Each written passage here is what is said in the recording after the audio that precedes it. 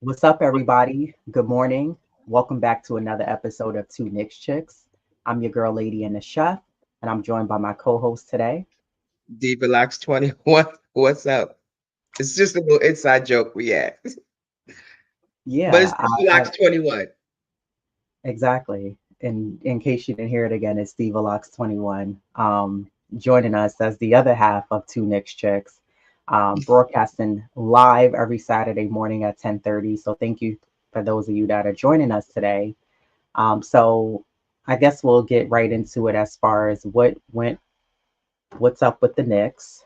And we'll go over the Knicks getting past round one against Philly, which was I have to say the Knicks first round against Philly was actually it was a nice challenge for the Knicks.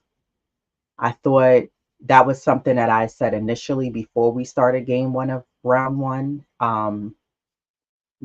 Realistically, and I know you've even said it, Philly's not a seventh seed team.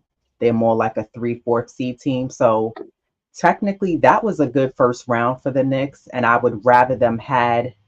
I like the fashion that the Knicks went out closing the regular season out, not trying to go after a more easier team that's more on the Knicks level like Cleveland did. Um, I feel like Cleveland did that. I don't want to say Orlando did that because Orlando are still a young team, but a competitive team. So they're starting to get in the realms of becoming back known as a playoff bound team. But um, I thought the Knicks earned their way into the second seed in the East, but I also felt like the East wasn't as strong like the West this year. So while I'm kudos to the Knicks, happy that they did it considering they didn't have Julius Randle. The Knicks had to make some swaps throughout the season. One of the swaps, we weren't particularly happy about, which was Alex Burke, which we're going to speak about him a little bit more later on regarding, I would say, the last game of the closeout of round one against Philly, but also reports are saying that, and I'm baffled at why people are mentioning Alex Burke should get some playing time against Philadelphia. I mean, excuse me, against Indiana.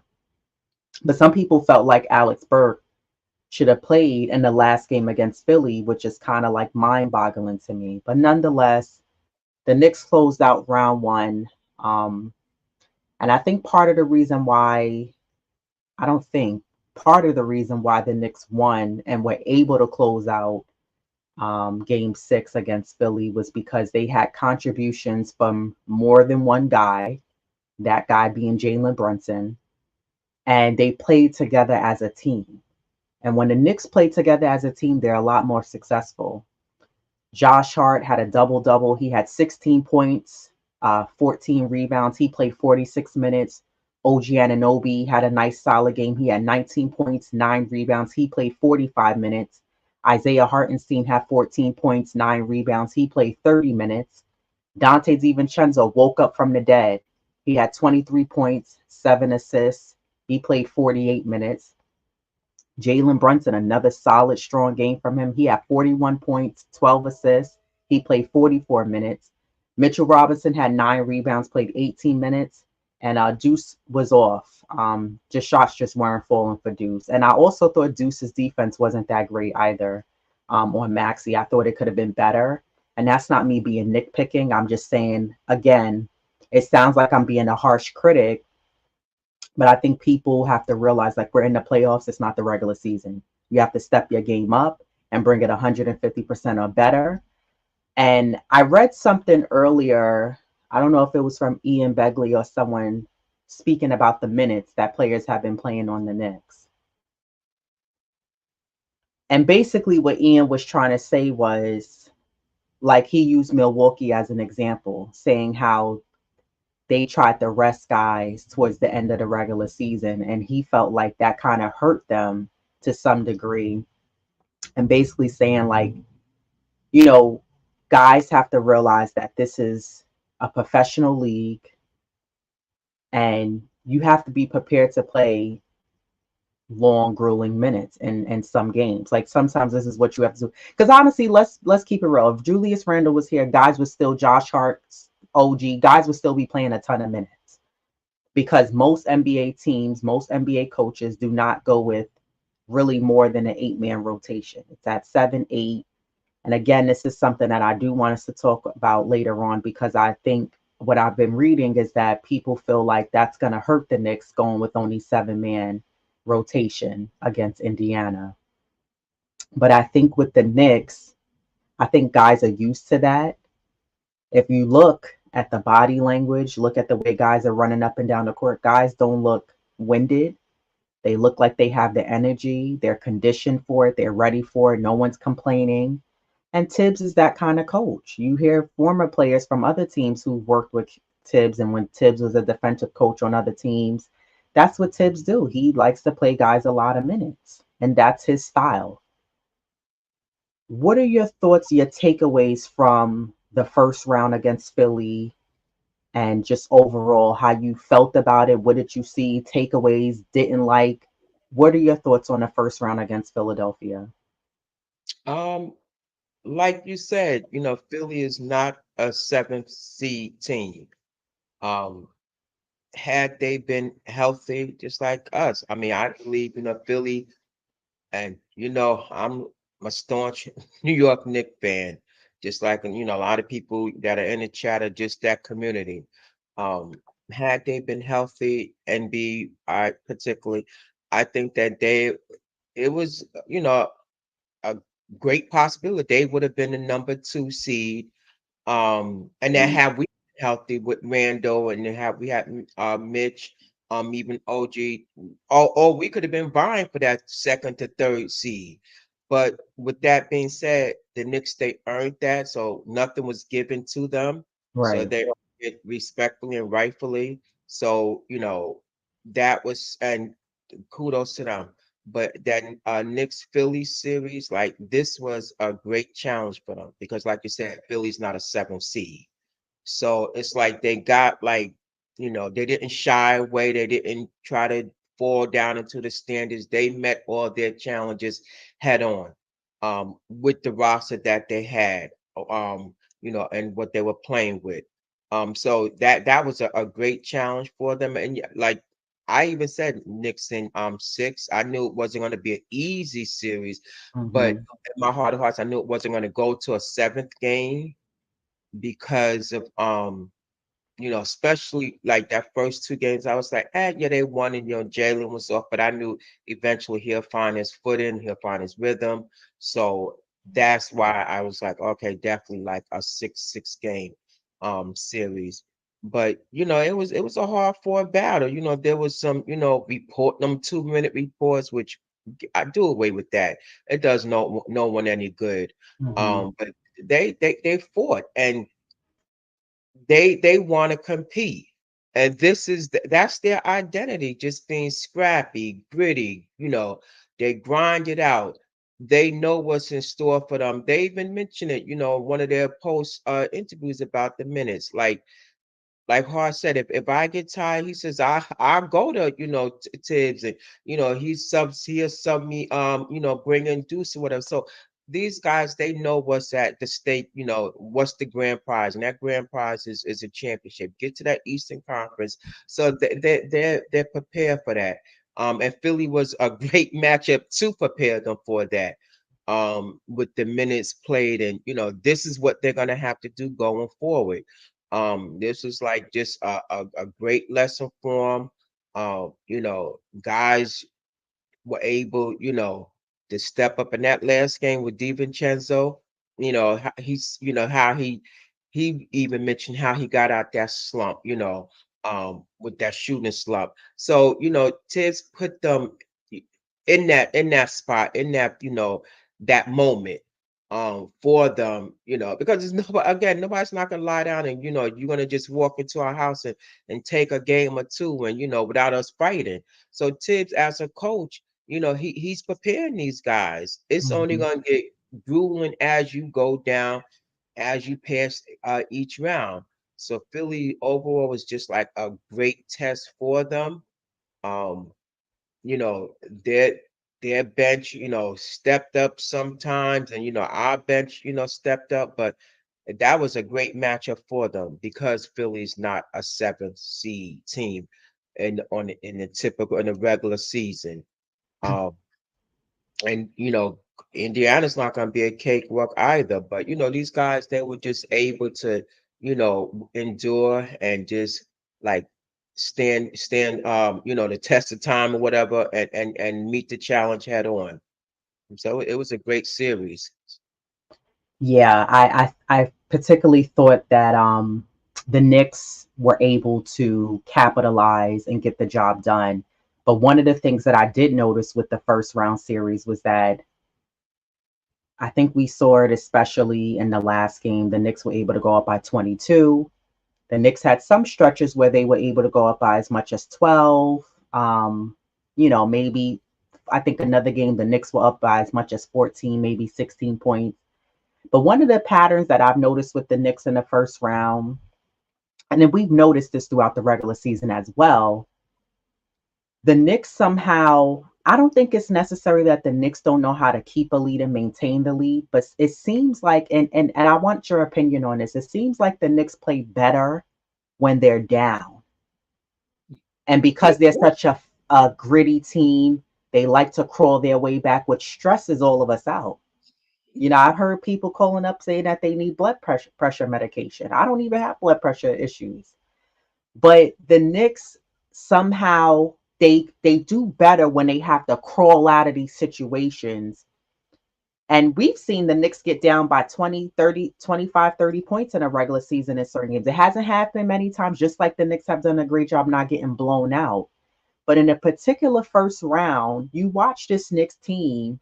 Philly was up by as much as 12, 10, 7. The Knicks would inch. It was kind of back and forth. But I think that the Knicks they do better when they have to crawl back into games. When you think about going into round two, as you just alluded to, it gets more grueling, it gets harder. How does that work for the Knicks? Is that still going to work? And why do the Knicks do that? Well, but that's their identity. When you put anybody's back up against the wall, they don't come out swinging.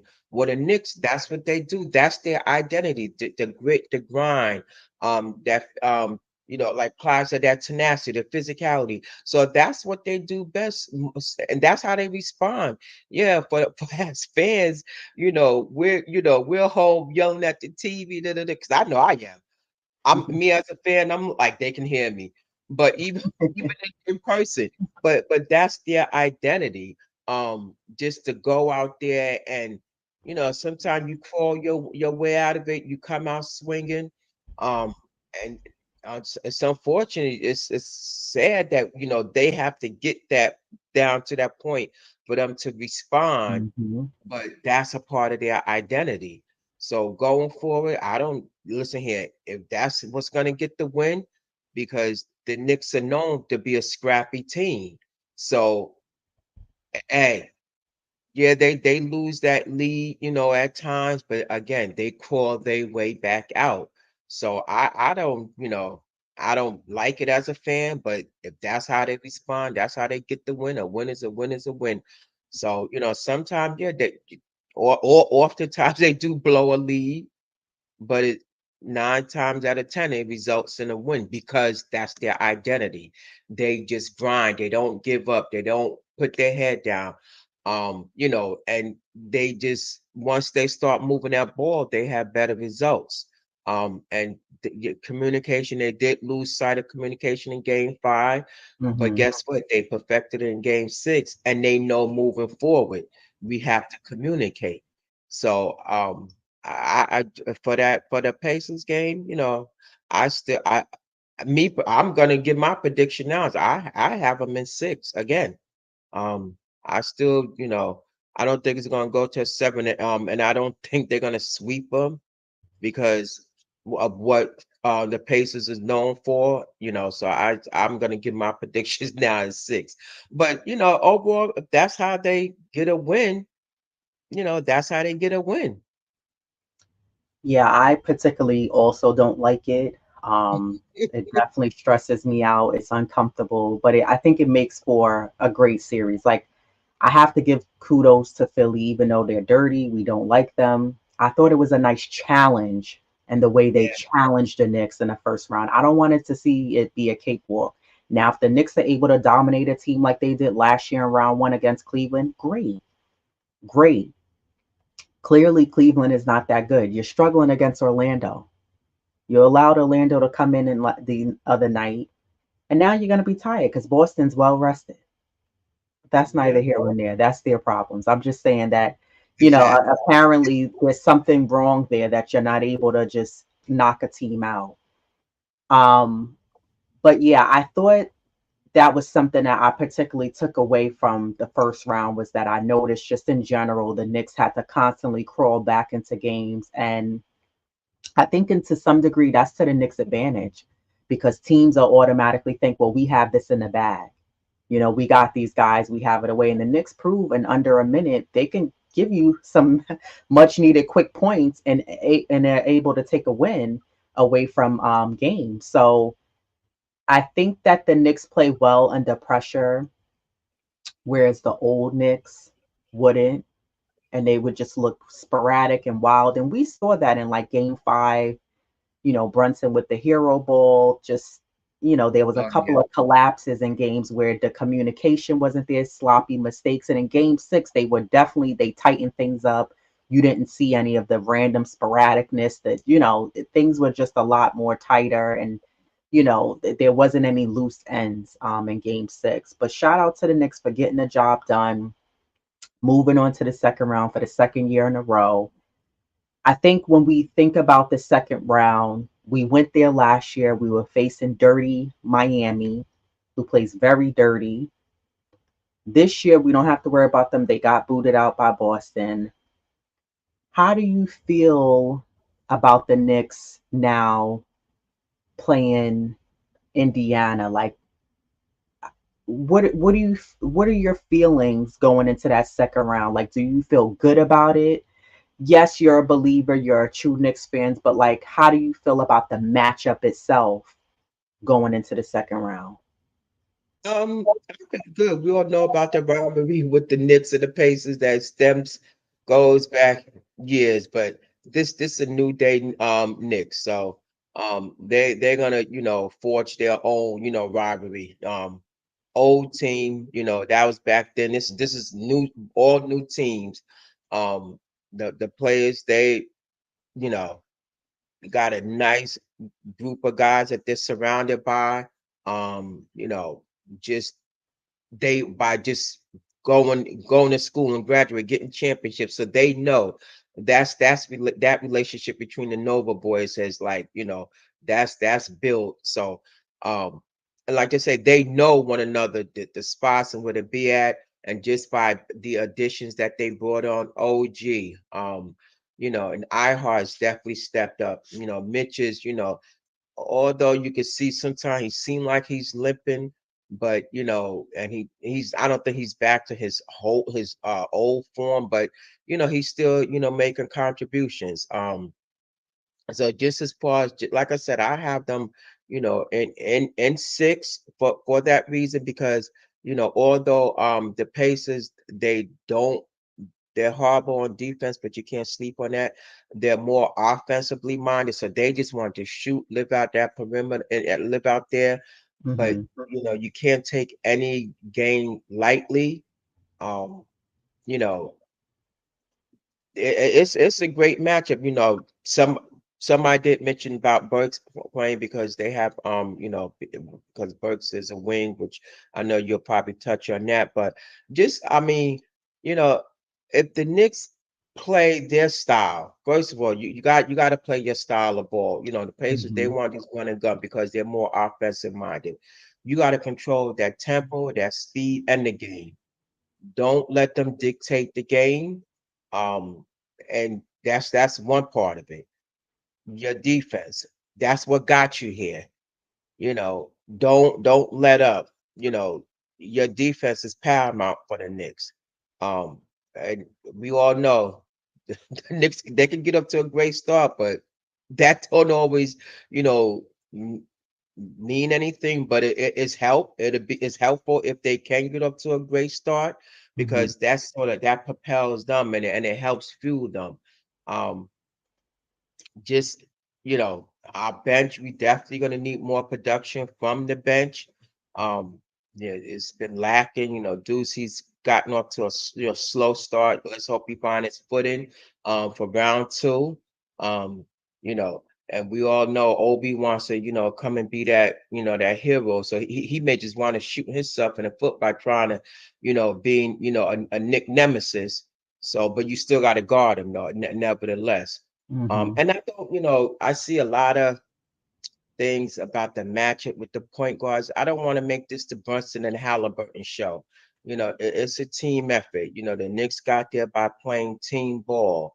I saw a bunch of, headlines. Oh, it's a, point guard show. No, and Brunson's not like that. He's, he know what it takes. It's just far as just getting guys involved. But matchup, I OG, he's definitely stepped up. It just I feel good about this series. Like I said, I a 6-2 excuse a 6 game series, 4-2 Knicks favor, and that's my story. And I'm sticking to it. That's my prediction. Yeah. So as far as Indiana, there's a few things that I want to break down.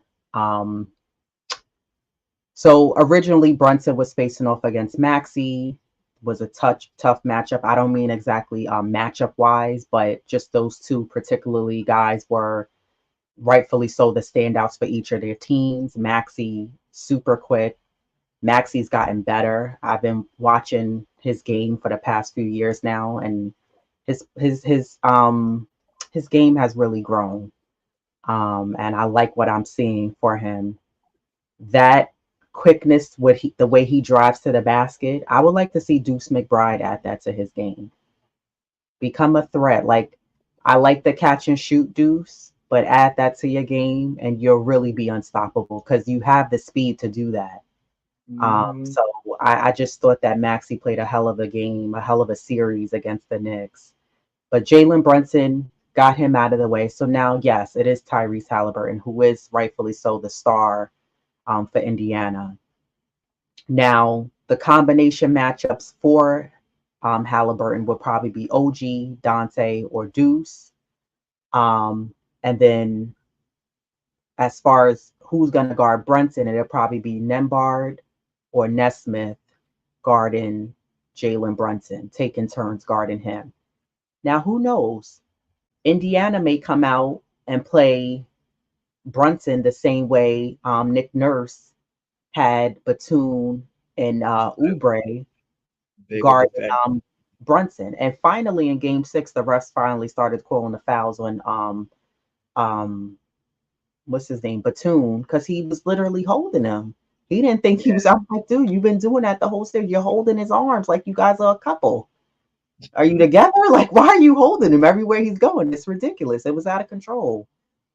Um, Now Brunson has outplayed Halliburton in the second half of the season.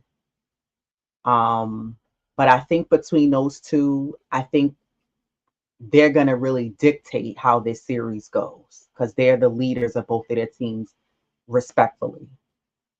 Now, Halliburton against Milwaukee, because we're going to go with most recent. We know during the regular season, Indiana beat us 2-1. Is it 2-1 or 3-1? I don't know. I thought it was It's 2-1, three. but Yeah, it's 3-1. yeah, you could be right. I don't. I gotta look it up. Um, but this was also when we didn't have a healthy Mitchell Robinson. We didn't have OG. And I don't think we had Randall. No, yeah, you're right. It was Milwaukee they beat. But yeah, it was two So one it's last. 2-1, right? Mhm. Now they didn't have all of our weapons that we have now. They also didn't have a cohesive together Knicks team like we have now. So, it's not going to be that same kind of matchup. Now, Halliburton against Milwaukee, he dominated. with his passing. He had 36 assists within the first 3 games against Milwaukee. So you averaging about 12 assists a game, which is a lot. He's known as Yeah. finds his guys, he passes them the ball. That's what he does. He was also deadly in the pick and roll, setting up Spicy P, Pascal Siakam, and Miles Turner. Two Oh yeah. guys the Knicks are gonna have to watch out for. For some reason, and I don't know, maybe someone in the chat could let us know. Maybe you could let me know. When Pascal was on Toronto, he was doing whatever he wanted against the Knicks. He's skinny and lanky. Why is no one stopping him? I don't understand that. Every time we play against him, he just does whatever he wants against us. I don't understand. So I think that is a matchup that we're gonna have to watch out for. And Miles Turner, another one. He likes to sneak in, grab those rebounds, get the putback dunks back in, and he also could shoot the three. Turner had a better performance against Milwaukee than Siakam. He had 17 threes in the first 4 games because Brook Lopez was too slow to get out to the perimeter and guard him. A key thing that the Knicks haven't got better at yet, Hmm. guarding the perimeter. Yeah. That's yep. So if you can't allow Miles Turner, Halliburton, whoever, what's the other guy? TJ, A what's McConnell. Yeah. McConnell? Because you know he gonna have a 3-point party. Yeah. You Same. have to guard that perimeter against Indiana because these guys like to shoot, shoot, shoot, shoot, shoot. They're a more offensive minded team, like you said, versus their defense. So yes, the Knicks will. We know the Knicks are a defensive minded team, and if there's any comments you want to click on, click it because I have something here that I'm using as my notes, so it's blocking my Yeah. second. Yeah. So Hmm. the Knicks have to be prepared for these guys. They're going to be running and gunning. Like you said, they're a quicker pace team. So it's not going to be more of a half court pace team like the Knicks played against Philly, Indiana. And because we all know Obi, he used to do that with the Knicks. That's how the Knicks were able to get that quick Kevin Love football pass down the court. And here he goes in with an easy dunk to the basket. So Obi is very quick. He's long. He can get his footing up the court and get down the court quickly. Yeah. Um, Go ahead. No, no, no, no. I was getting ready to say that last game with Obi and TJ, you know, so they came alive. And these are plays that you have, like I said, Obi's gonna want to come and beat his Nick nemesis. But they were like five for 12, with them combined. Right. And 14, they were 12 for 24 in field goals, like in the 3-point range, they were 5 for 12. So, and their bench, that last game, their bench scored 50 points. That's Right. a lot. That was like almost half. The score was 120. So you figure 50, that's a lot for a bench. Yeah, that was the last game. That's not a consistent basis, but their bench do score anywhere from 20 on a night in, night out basis, 20, sometimes 30, 35 points. So, that's a lot for a bench. And this is what I was alluding to about, how our bench, definitely is going to need to, make a contribution. Brunson's not going to be able to do it all. He's going to need, his supporting cast, to help. We know what he's going to do, but like you alluded to, Pacers may try to do the same thing Philly did, try to put a bigger defender on him. So, that's just something, the Pacers seem to, their benches, is there, you Yeah, know, on a night in, night out basis. exactly. Which is something that the Knicks, to me, have kind of lacked throughout the most of the season. Oh, I thought you was gonna read that comment. They Oh, okay, yeah. Paris Duggar, yeah, that's what you were saying. Like, he says our fans got to start realizing we are a more talented team. No, we're not on the floor. A lot of times, we're just the most hardworking, and it's that we have the best players. Why we always have a great chance to win, which is true. Yeah, because we are the underdogs. But that's what, again, that's their identity, just being. outworking the opponent, being Mhm. smart on the floor. Just like I said, we don't have size, we don't have 6'10" guys, 6'8", but they play, like they 6'10" and six Right. eight. With Josh Hart, with being the size he is, and they're able to get those rebounds. So again, you just have to just, work harder than them. If that's how we get a win, then so be it. Yeah, I agree. But I also think that it's going to take exactly what you were just saying. Like, I brought this up. I don't know if it was the last podcast or the podcast before. Even with Brunson struggling in the first two games of round one series against Philly, Hmm. the Knicks would have still struggled without his 23, 24 points.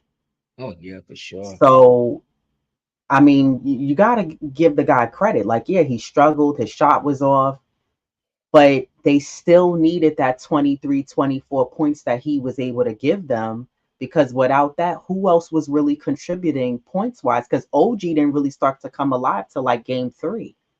Yeah. Dante DiVincenzo waited to game six.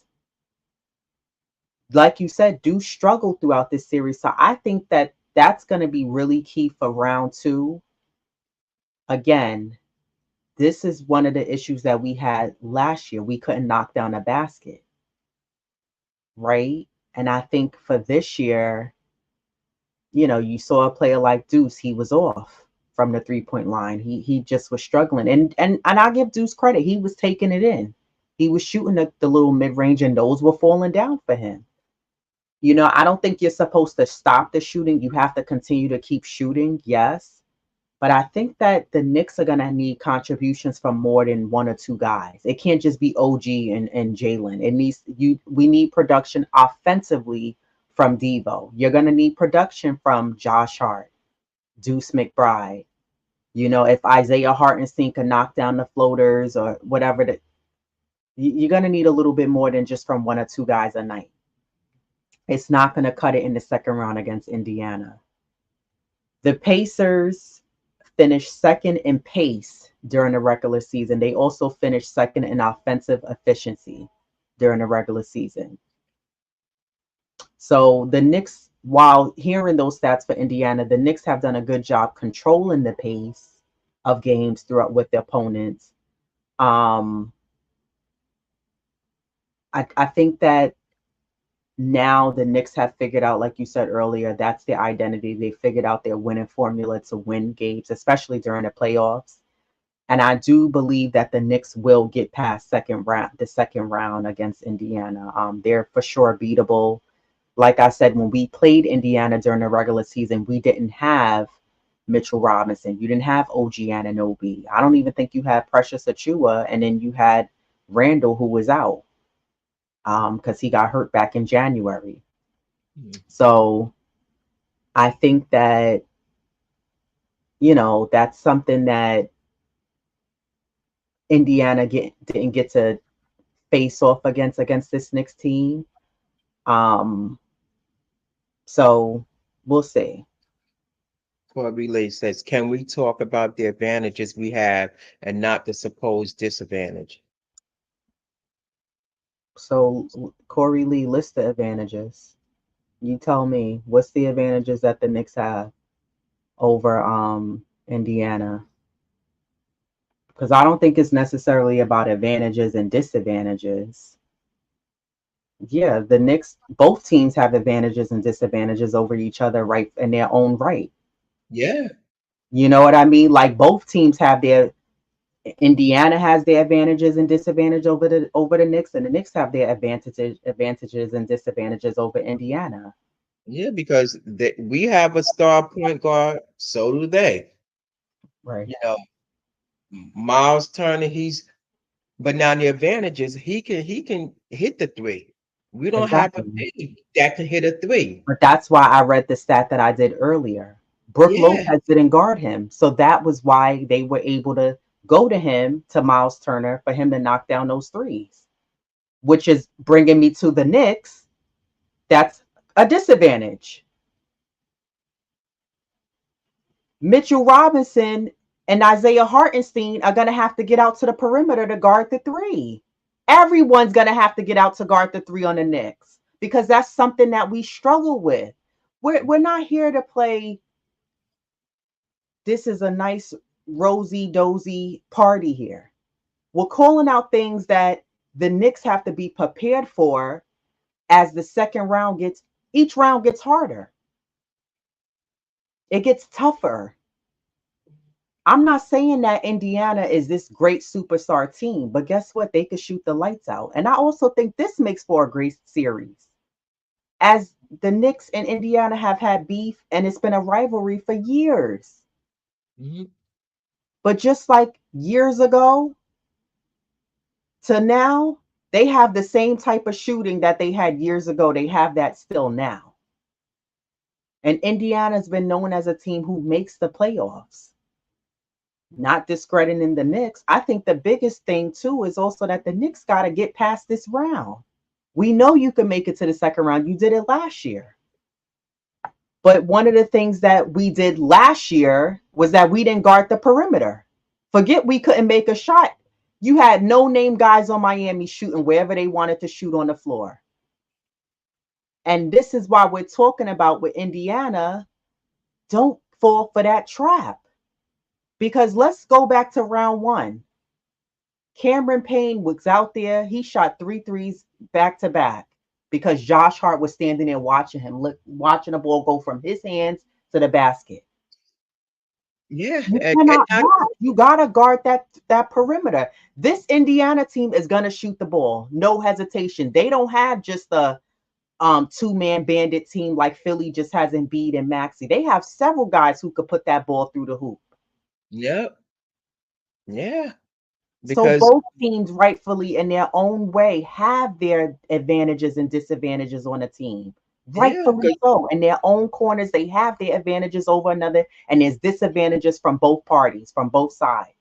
But we're talking about the New York Knicks here. This is a Knicks podcast. We're bringing up Indiana because this is our next round opponent. And in order for we're discussing what is it going to take for the Knicks to make adjustments, what's going to be needed. And I'm calling out stats of what they did in their Indiana's last round against Milwaukee, because you use the most recent stats to see, okay, what can we take from that as far as what does the Knicks need to do moving forward? Right. I yeah, also think it's crucial that the Knicks take at least the first two games against Indiana. for sure, yeah. You have to set the tone. Unlike Shaq, who said, "Oh, Indiana's gonna have to take the first game." Well, it's Shaq, man. Not That surprised. when Shaq didn't have nothing nice. He didn't even comment on him. Yeah, he interviewed Brunson. What I guess that was protocol, but Shaq sat at that podium and said nothing. And we all know Shaq is a big kid. He always joking about I don't know. Did they snub him? And when he came out, I mean, when he wanted to play for the Knicks and they didn't take him. I mean, so we, him along with there's a bunch of them. Yeah, we ain't gonna even give credence to him on this podcast, but you know, but like you said, you're bringing up the stats. That's how the Pacers won. So now that we Knicks need to figure out well what they can do as a team to get past that second round. Like you said, they both there's advantages and disadvantages, but now the Knicks gotta, counter attack. What can they do to get to that Eastern Conference. And guarding that perimeter is definitely going to be one of them. Because, like you said, the Pacers are number one in offensive, efficiency. So they're there for a reason. They just want to shoot the lights out, run the score. But now the advantage for the Knicks, their defense is an advantage. So, but this is what they're going to have to do. They're going to have to play some hell of a like that defense is going to have to be magnified. Like Exactly. Exactly. so, It can't that's just an be the regular defense you've been going with. We know the Knicks can play defense, but I'm happy you just brought that up. Corey Lee said, but Miles Turner does not rebound or play defense. Here's the thing: he may not rebound or play defense. He could turn it on during the Knicks matchup and play defense. But also, the Knicks have to worry about Indiana's backup centers, who they utilize in their matchup against Milwaukee. They use Jalen Smith and Isaiah Jackson um, behind Obi and Pascal. So see what I'm saying? They have backups they could use. The Knicks really only have Mitch and iHeart. And because maybe you have to exercise maybe getting Precious Achua in the lineup. that's is it. Tibbs, he only went with Precious that one game because Mitch was out. You know, because his rotation is at 7, as it stands. So, Mhm. maybe he will utilize him, expand that rotation. So we'll see. Yeah, I think that the Knicks not only have to worry about rebounding the ball, not watching. Yes, we did a good job, and the Knicks have done a phenomenal job throughout the regular season of being able to acquire the second chance points from getting the extra rebounds, the tap outs that Mitch and iHeart have done. Or if it's been Devo tapping the ball out, or Josh Hart grabbing a rebound, sneaking in and grabbing a rebound. But again, when you watch a team like Indiana, and I mentioned a few minutes ago Pascal, for some reason the Knicks have not figured out a way to stop that guy. That guy TJ you brought up, he's another one. You think he's gonna be scared to shoot that ball and knock down threes? No. So yes, I agree with you 100%. The Knicks have to turn on the defense. That's gonna be critical against in round two. Like if their defense is not on, and then it's like, well, then how do you stop Halliburton? Because he's cash money wherever he shoots the ball from. And sometimes he'll just play, well, I'm going to just be a passer. And then randomly he'll start cooking late in the game. You can't sleep on guys. You have to respect all shooters on the Indiana Pacers because they have guys, they have a plethora of guys who can knock down the shots, not just the three, but shots in general. Whereas the Knicks, we don't have centers who can knock down shots, but our centers need to respect their centers who can knock down those shots. You can't watch just like how Mitch and which Mitch did a better job defensively against Embiid. Yeah, for sure. Hartenstein, he couldn't, for whatever reason, Hartenstein was just no match. And I think Hartenstein needs to redeem himself in round two, figure it out. I hope, I'm sure these guys are watching film, but they have to figure out how. You saw how Mitch was challenging Embiid when he took the threes. Hartenstein was waiting too late. You can't do that in round two. No one can do that on the Knicks. You have to get out there. So it's a lot of like differences because this is a different team where they're not just relying on two main guys. It's gonna be several guys that's gonna make everyone on the Knicks side have to play defense. True. Yeah, Corey. Yeah, we do. We have much more playoff experience than them. I mean, again, yeah. So that's an advantage. So I agree. But we do have much more playoff experience. But sometimes you can't, just rely on that. You gotta, again, you're gonna have to out hustle and continue to play that lockdown defense on them, and that's where your experience is definitely gonna come in. So I agree. We do have experience, but they're young. You know, they they've earned that right, just like the Knicks did. Right. Do you feel like this second round is gonna be more of a challenge for the Knicks? Or do you feel like, again, we both know it's not going to be a cakewalk, but do you think it's going to be as challenging of a series as round one was against Philly, where it made for round one? I have to say, it made for a great series. It was very back and forth. It was tough. It was gritty. The ending of the games made it exciting.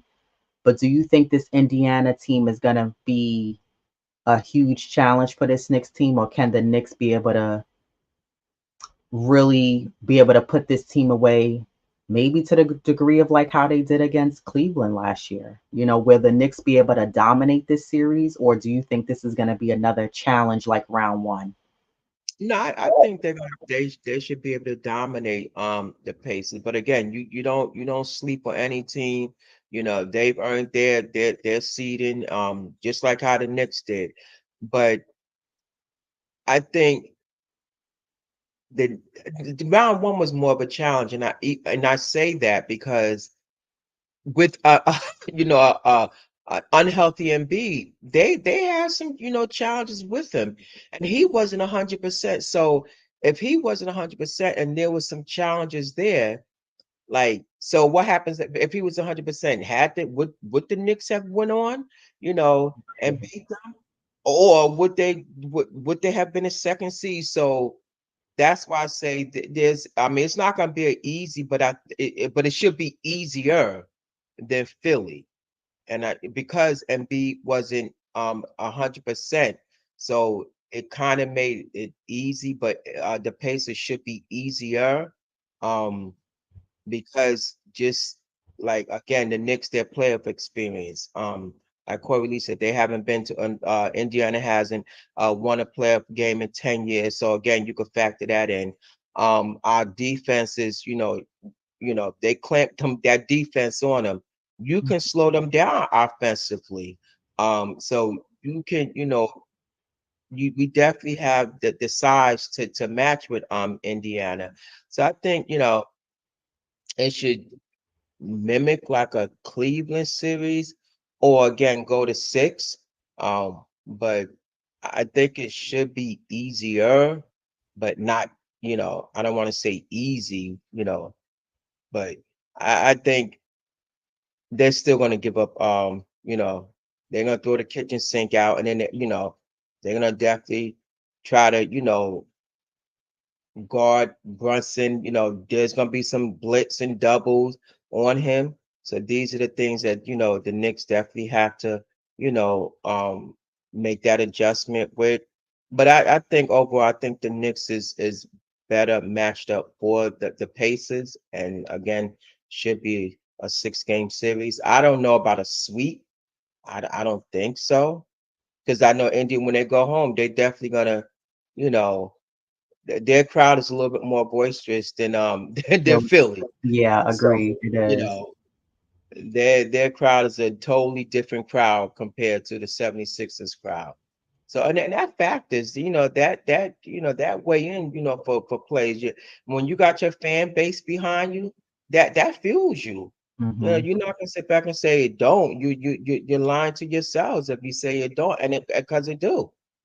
So they have a nice fan base over there. So again, that helps. Yeah, no doubt it helps for sure. I do think that I don't think this series is going to be as tough as Philadelphia, but I do think that they're going to somewhat give the Knicks a challenge in their own right. Like you said, and it's true, Indiana's more of an offensive team. They don't play great defense. And I think the Knicks need to capitalize on playing great defense, but also trying to get guys like Pascal, like Miles Turner, like Halliburton in foul trouble. I thought the Knicks did a better job with Philly in Game Six doing that, but they didn't really do it much throughout the first round. So the Knicks can really capitalize and try to get guys in foul trouble. I think that'll be to their advantage.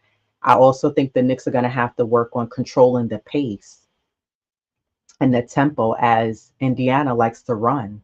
They like to get up that floor quick. So not allowing them to have those fast break points, and watching for guys like Obi Toppin, who's going to be, speeding down the other end of the court, waiting for, whoever gets the rebound to lob him the ball. So the Knicks are going to have to watch out for things like that. But I do think that the Knicks can be able to take this team. No matter if Brunson has a taller player on him, Brunson still figures out a way to score. Yeah, But for I sure. think that he's going to need help from Dante DiVincenzo. We can't have him go another series where you only perform for us one game. Oh, OG needs to sure. stay aggressive and continue to be aggressive. I want to see OG continue to be aggressive because we need that. We need someone else who's an offensive threat besides the one guy, because then the Knicks will be known as the one man team. So if guys can get going like Josh Hart, Dante DiVincenzo, OG Ananobi, Deuce McBride. If those guys can get going, it'll really be helpful because now you have Indiana on their toes. They have to watch out for those guys who are scoring. I don't want to see guys on the next team being passive. I think it's important that if you have the ball and you have an open lane, take it. Take the shot, take it. Don't be indecisive. Like Josh Yeah, Hart, sometimes I felt like in round one, he was a little too passive when passive. there was plenty of moments where he got the ball behind a three and just didn't take it. And if you look at the last shot, that three that he took, that was like a makeup for the ending of the Miami game last year when Brunson should have kicked it out to Hart. So he did that in game six against Philly, and Josh Hart made it. So I think again, just trusting that your teammates are going to make that shot. And it looked good seeing Josh Hart knock that three down. Yeah, Vaughn Allen. Yeah, I agree. Indiana, he said Indiana hasn't seen a defensive like this Knicks playoffs defensive intensity, along with JB's ability to control the pace will be key. I agree. Yeah, that's what I said. That you know, although Indiana, they're offensive minded, if you put that defense on them, you take them out of their game because now they got to make the adjustment. So they're back, their heels is against the wall. So with the Knicks defensive intensity, you could just knock Indiana because again, we know where they want to live at, out there. But if you put that defensive intensity on them, it's going to change up the dynamics of the game. Absolutely, to slow them down and stop them. I agree 100%. The 100 Ultimate said this series is going to get defensive, is going to definitely be harder than the 76er series. But if the Knicks play well up to their potential, they can win the series. Yeah, for sure, they can totally win. I just think that the Knicks are definitely going to have to be um, defensively locked in and offensively locked in on both ends of the floor. John McDonald said Indiana has to worry about our offense as well. Knicks and six will be a war of attrition. Yeah, the Yeah, Knicks, yeah, but here's the thing, like I was just saying with the offense, the Knicks can heat up offensively for sure. I don't doubt that. I think the problem with that is that sometimes in some games, and it happens, some guys are going to be off. It's not going to be their night. But you can't take 3, 4 games to heat up. Dante DiVincenzo, yep, Deuce for sure. McBride. You can't take 3, 4 games to decide, okay, I'm gonna come alive and heat up. We need you to be consistent if you can. Hell, give us 10, 12 points like we've been saying. I don't want to just see where it's just OG Ananobi and Brunson and they gotta give you 20 points plus. And you look at Josh Hart, he got 17, 18 rebounds, but only 2 3 points. Dante DiVincenzo didn't give you anything but 2 threes. It's not gonna cut it. It's not gonna cut it. It has to be a consistent effort. And if it is, again, it doesn't have to mean that you got to see players like Josh Hart, Dante DiVincenzo giving you 20 points.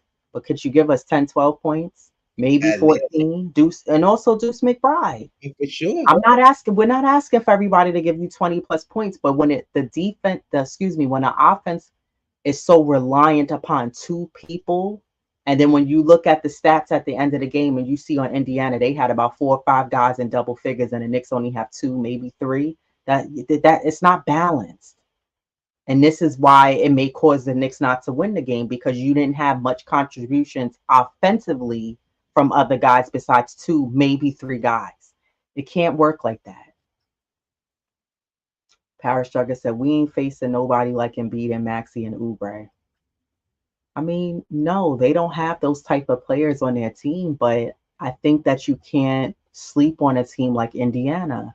They may not have players to the caliber of Embiid and Maxi and Oubre, but they still have guys who could shoot lights out. They still have guys who could knock and then they also have their 4 and 5 center positions who can score offensively. The Knicks don't have that.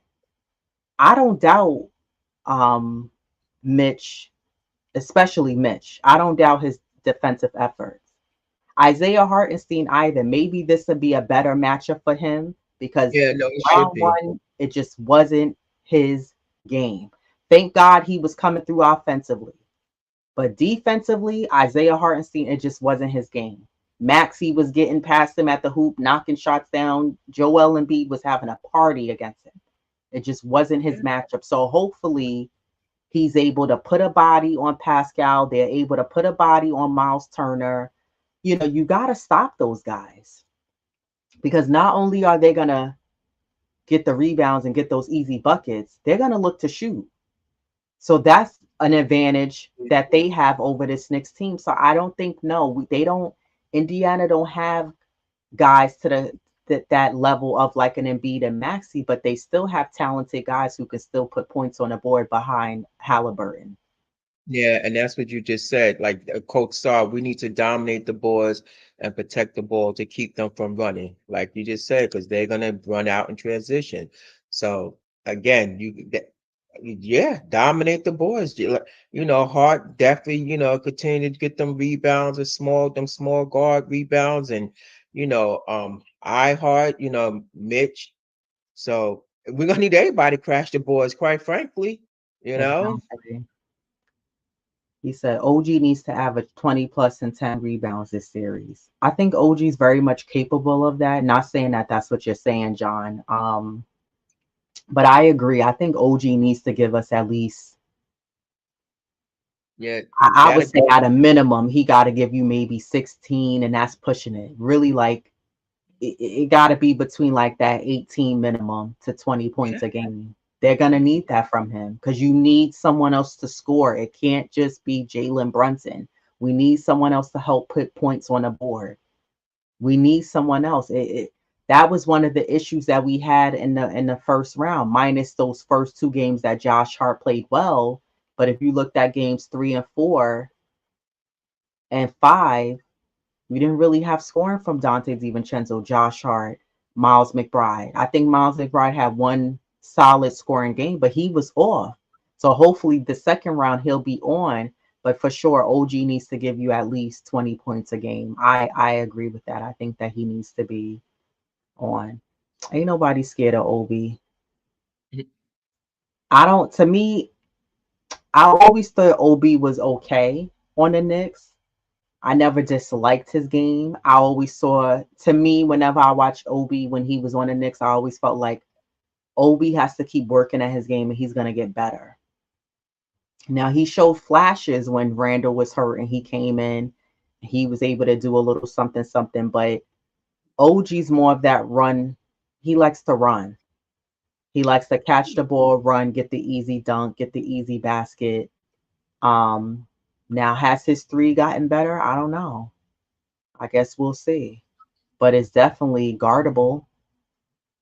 He's not no he's not what's his He's not name? a big offensive threat, but like you said, No. he flashes where he can knock him down. Like that last game, he had 21 points. But he shows flashes, but I don't think as fans we're shaking our boots because we no longer have him. You know, he things come in, blessings, and look where the Knicks are at without him. So he wasn't this big, factor when he was on the Knicks. So Right. again, he's not this big old offensive threat. Like he's gonna come in. There there was times where he didn't even play. And definitely when he came back to the Garden, because I guess the coach is like, okay, we don't need you to showboat.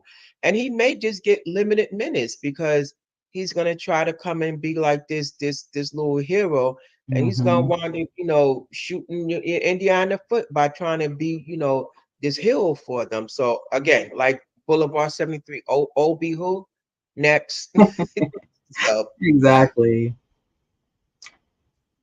OG needs to score at the rim against Indiana. His size and aggressiveness. Our pace is controlled by Brunson and who's guarding Brunson.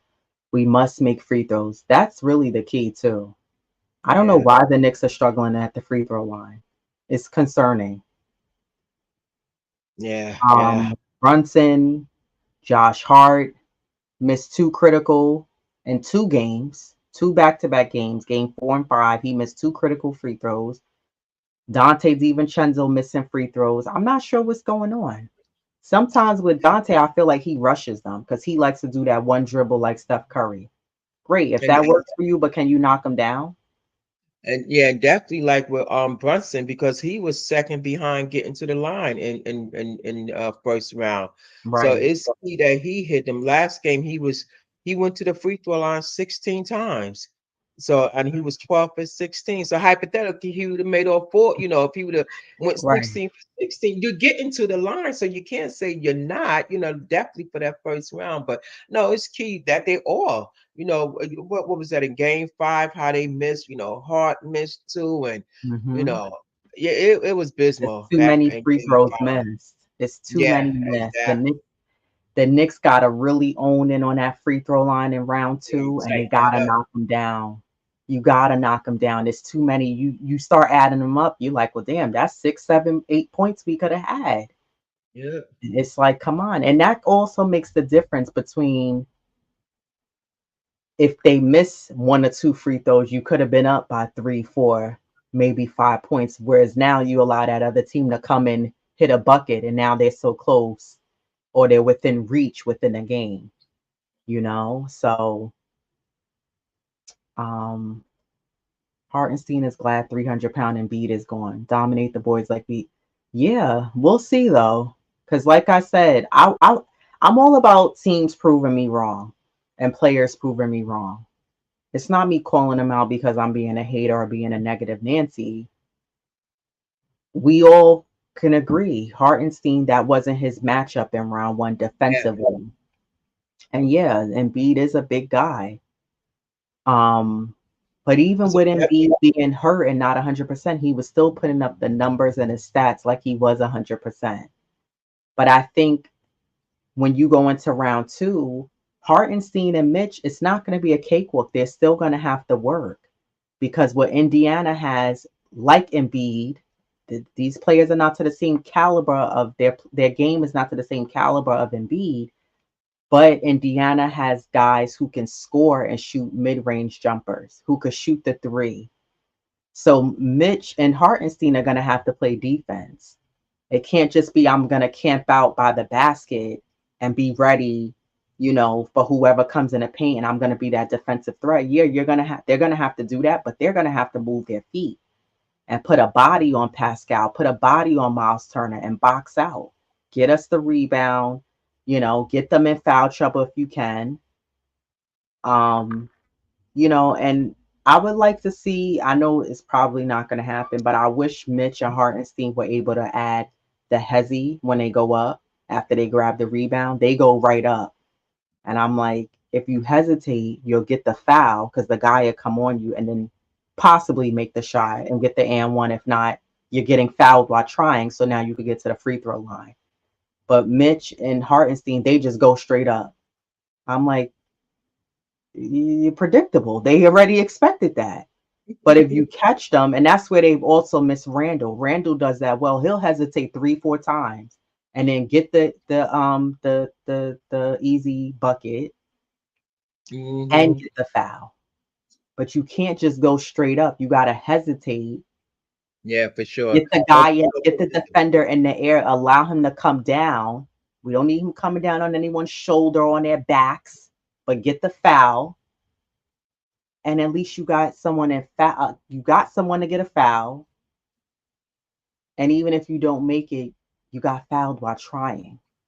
And that's exactly. something that the Knicks bigs have to learn to do. And I mean, other guys have to learn to do that as well on the team. But if they do that, it helps you. You know what I mean? It helps at the end of the day. Wow. Boulevard 7-3 said we going to handle them 4-1 Knicks. Wow. Listen, I like that enthusiasm. I could rock with that, but you know, I think Indiana's gonna give 'em just a little bit more, than one game. But hey, I could rock with that. yeah, I'll take it. I'll take it. Coach Sarr said Randall hesitates because he has short arms. He has short arms, but he's strong. And Randall's able to put that ball in.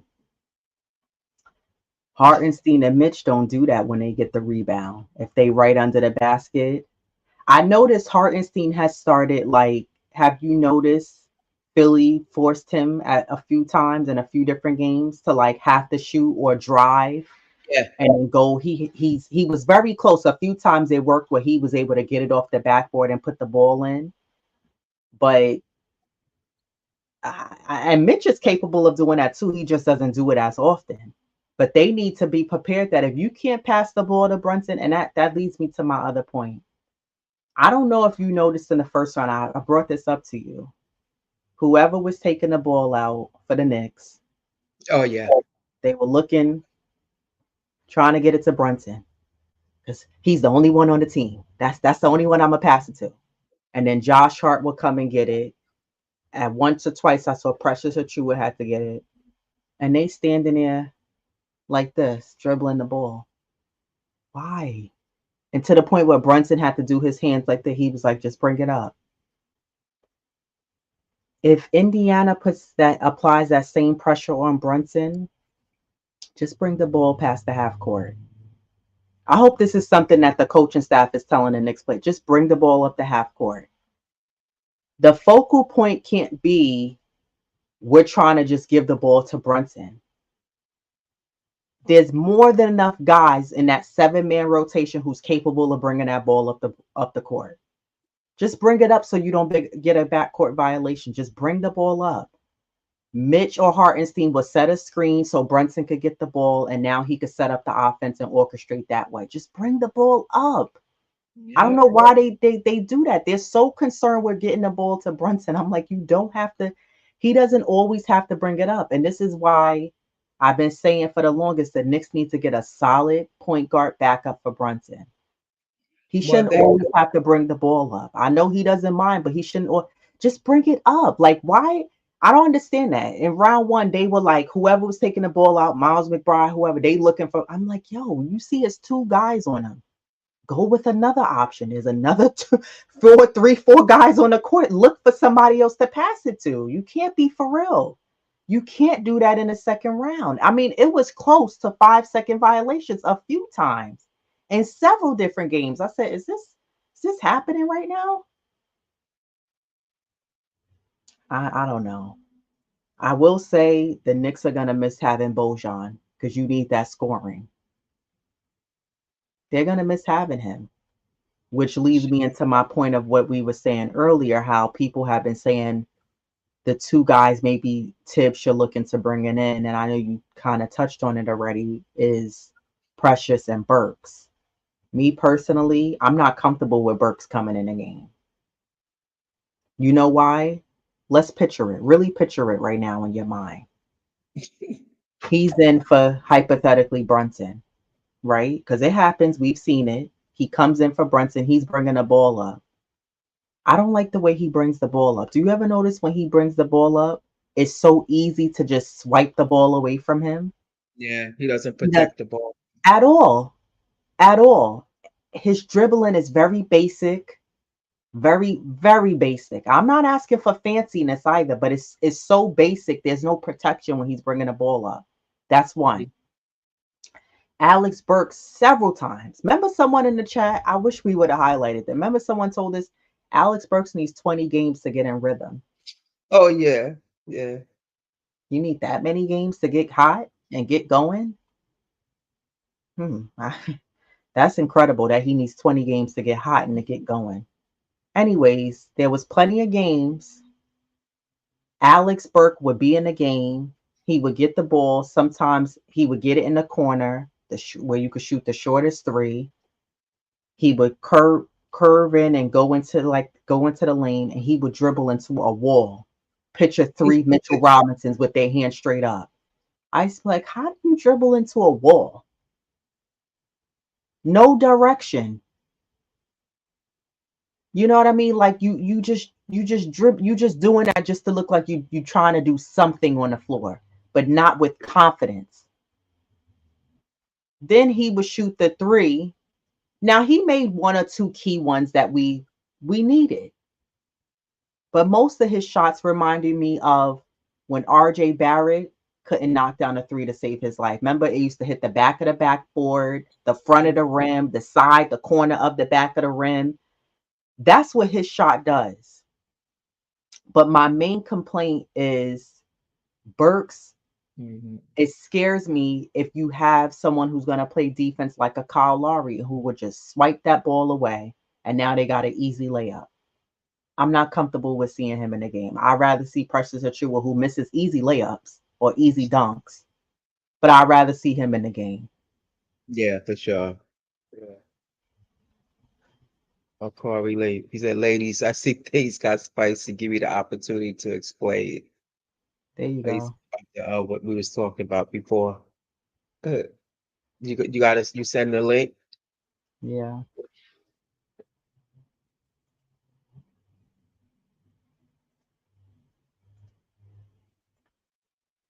Link is yours, Corey. Work. Yeah, no, I definitely don't want to see Burks and because this is a different team. He hasn't seemed to latch on to like the offensive scheme of what's going on. He seems like he's a little bit slower, so I'll pass on him. Yeah, Salute, Boogie. I don't want to see him in there either. Corey Lee of the 718 boys. Good morning, Salute, Corey. Corey. Good morning. There you go. They go to smile before y'all was giving me like, listen. What we just try to break it down. Hey, I got no problem with breaking it down. Listen, ladies. You know what I'm saying? Listen, smile. You see, I like that smile. We won. We won us this game. I thought we were gonna win it four. You know what I'm saying? I don't mind being wrong. Okay, but at the end of the day, we still won. My my my Exactly. my perspective on this whole thing, especially going to the next series, is I understand we got a lot of things that we can't allow them to do. But I trust in Tibbs enough to take care of those little weaknesses that we have. You understand what I'm saying? Listen, we may not be the fleet of foot, like the fastest of them all, but we Yeah. play good defense. We play solid. We one of the best defending teams, if not number two, number three. We're in the top five. We're the top what 10, 5 in rebounding, especially offensive rebounding. Those are the advantages that we have on a team because they're not gonna play solid defense like that. They're not all gonna crash the boards. Miles Turner is light. He's if he is 235 pounds, he's lucky. Man, I'm Right. talking about he's lucky, and I'm talking about with a water bottle in his back pocket. You understand what I'm saying? Between iHeart and Mitchell Robinson, we're going to control and dominate the boards, which means we can control the pace, which means we get more than one opportunity to score. You understand what I'm saying? That slows them down. Their whole thing is to get out and run, run, run, run. Hmm. When they miss, we grab a board. What we doing? Controlling the pace. So I'm not worried about it. And they're gonna send all kind of like just like Philly sent all kind of tall guys at Brunson. Brunson will take advantage of that. Agree. Somebody's going to be open. Somebody's going to be open. I don't care if they put Pascal on him. It doesn't matter. He's gonna chew him up. You Right. understand what I'm saying? That's all. You know what I'm saying? I'm Yeah. telling you right now. I believe that. You know what I'm saying? Bully's saying four, me five. I'm yeah 5. You know what I'm saying? Four. I think four. If we really get out on them and still won in Indiana. You know what I'm saying? Yeah. It's the same thing. As long as we don't play with our food, that's what messes us up. At the end of the game, we get lax at the end of the game. You Yeah. know Hmm. what I'm saying? We lose our focus. And I agree with y'all on that Josh Hart. Josh Hart hurt us so bad in game 6. He missed about 4 or 5 closeouts on Yeah. Buddy Hield and Cameron Payne because he was running down Yeah. there trying to grab a board. I agree Right. with you. He Right. needs to be more focused and more disciplined. Yeah. Yeah. He has to close out and respect. And that's why I'm saying that for round two. Whether he's guarding TJ, whoever he's guarding, I don't want to see him watching. I literally watched. Cameron Payne came in like an Energizer bunny and he shot three Mm, three and Josh did the same stance. He watched and looked, and I said, "Yo, Josh, you gotta put a hand up or something. At least look like you trying to defend it." And it's like you said, because mhm, he's too busy worried about where the shot is gonna end up, so he could grab the board. That's not what we need. We need you to contest the shot, at mhm, least attempt to contest the shot versus watching. He didn't even put a hand up. I said, "Damn, everybody else putting a hand up. You just watching him. What? Because you're not respecting a shooter because he coming off the bench." And granted, mhm, Nick Nurse didn't even want that from Cameron Payne. That's not what he wanted. But because they was going down, he said, "Well, I'll live with it." mhm, But I think that's going to be crucial that the Knicks have to, not just him, but all guys. The Knicks have to guard that perimeter for sure. mhm, mhm. Well, I'm not gonna hold up, too much of y'all time. Y'all go back to the show. Thank you for allowing me to pop up Of and course, clear the air. You know what I'm saying? It's nothing but love. I'm here to support y'all every chance I get. You of course, and know we what I'm saying? appreciate And definitely Hmm. appreciate it. Thank you for popping in. No doubt, no doubt. Hey, y'all more than welcome. If we do something tomorrow, y'all more than welcome to show up if y'all feel like it. it. Will do. All All right, right, later. all right. Peace, Thank Corey. you. Parrish said, "Who is guarding Obi? Josh Hart can't. OG got to guard Siakam or Halliburton. If y'all sleeping on Obi's skills, you're gonna cry." I do agree you have to watch out for Obi, but it's not just Obi you got to watch out for. You got to watch out for Turner, that guy TJ. You got to watch out for a few of them. They may become random X factors and heat up. So the Agree. Knicks there's several guys on Indiana the Knicks got to watch out for. And I agree with you, Parrish. Yes, you do have to watch out for Obi. While he's not much of a offensive threat, he could heat up at any given moment throughout any game throughout this series. But I think it's going to take, like Corey just said, the discipline defensively from the Knicks and not coming out. I noticed in a few games when I noticed the point differential for the third quarter for the Knicks, a few of the games in the first round, the Knicks outscored Philly. But it's that fourth quarter discipline that lacked, and the Knicks got laxed. And then all of a sudden, in the last couple of minutes, the Knicks had to turn it up. The Knicks can't afford to do that. The discipline has to be there. I'm sorry. But we'll see who's gonna be guarding Obi because Obi's so long and tall. You got to have somebody who could keep up with him and put a body on him because he's quick. Yeah, agree. There was another one I wanted to. Oh, Coach Sar said I would have loved to see Shake in the playoffs, but if Tom didn't play him in a regular season, yeah, we're not gonna see him. Yeah. Yeah, yeah. Tom, he's about trust and who he trusts. And he already has his rotation, so I Exact do see him, play like Shaw, like Coach Shaw said, even though he's the only available and playmaker. yeah, outside of Brunson, agree, but it's but hey, Writing Burks off is crazy. Pro ball players can show up. He can, but prove to us you could show up. Don't go out there and start shooting the ball past the rim, air balls. You help him bringing the ball up. Maybe if he don't bring the ball up, maybe that'll be to his advantage and he'll be okay. Maybe don't have him. Maybe have Miles McBride bringing up the ball. I'm more comfortable with Deuce bringing up the ball than I am with Alex Burks. But prove to us that you can come through for us. We saw more production and points out of Bojan than you saw out of Burks.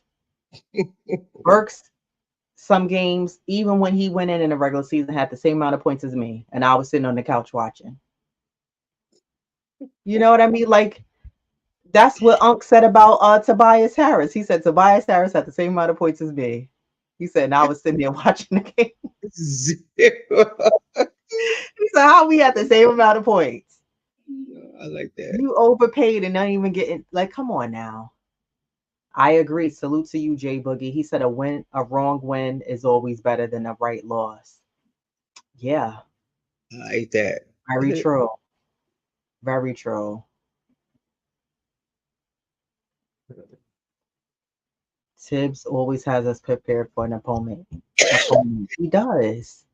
And I believe Tibbs will make adjustments when needed. I think it's crucial that the Knicks take game 1 and 2, specifically game 1. But if the Knicks could take the first 2 games, I'm confident the Knicks will take game 1. But if they could take the first 2, beautiful. Hell, take the first 3 like we did against Philly. Make your mark and let it be known like you guys are not to be played around with. Because again, you still have a lot of the Knicks haters who are doubting the Knicks, saying the Knicks are not going to get past this round. The Knicks will get past this round. Indiana will not be too much for the Knicks. Again, the Knicks are continuing to tell their story, and they have a lot to say, and they're getting it done round by round. That's why I don't like to go too ahead when people are like, let's bring on Boston. No, we got past the first round. Let's focus on this second round. Let's focus on getting past Indiana because the playoffs is very tricky. Anything could happen. Yeah, that's so true. Yeah, you like this. You can't get too high, too low. Can't move ahead. You got to do game by game. You know. Yeah, for sure. And the Knicks, I'm very confident the Knicks will get past this round. I don't have any qualms or hesitations that the Knicks won't. They will for sure get past this round because the Knicks are the better team. I just want the Knicks to be mindful and watch out for those sneaky, streaky shooters who may all of a sudden get hot. Or somebody who's going to be that X factor. You're going to have to guard them. So, because they're going to have one or two, definitely one each game. Or if not, some quite a few of those games, you're going to have that X factor. Look, Right. look, look at Hill, game 6. I was going to say The that. dude played 30 minutes in between one through the whole 5 games. The sixth game he got resurrected from the dead. So you get those plays on those teams, and those are the ones you have to be mindful of. The ones that don't play all series, and now the coach, oh, I can shoot, coach, So he's proving himself in that last practice. But that's a buddy. I never forget shoot around. Game 6. I was watching it. Buddy Hill was out on that floor and shoot around, lights out. He was lighting them up. I don't know why they were spotlighting him, but Right. I watched the pre-game when he Right. was in that court. So But you you you know get what was players. frustrating about that? Philly was running the same play back to back to back, and the Knicks did not adjust to it. It was Yeah, Maxey gave the ball to Embiid, and Embiid kicked it out to the corner to Buddy Hield. yeah. And every time, this is something that the Knicks do. They collapse in the middle, and then they leave the perimeter open. You.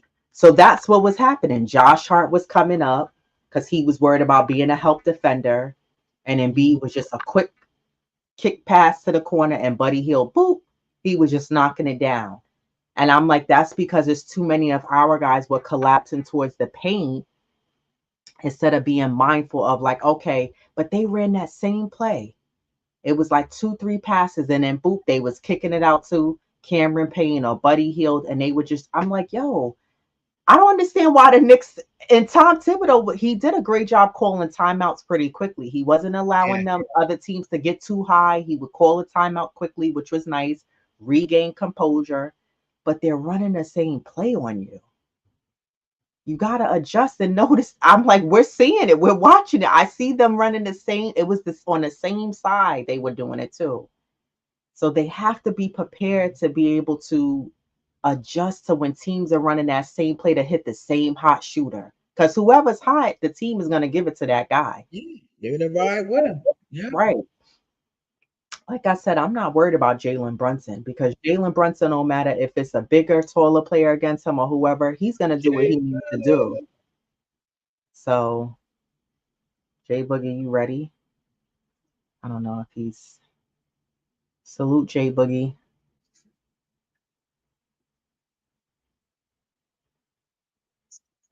Jay Boogie's in the house.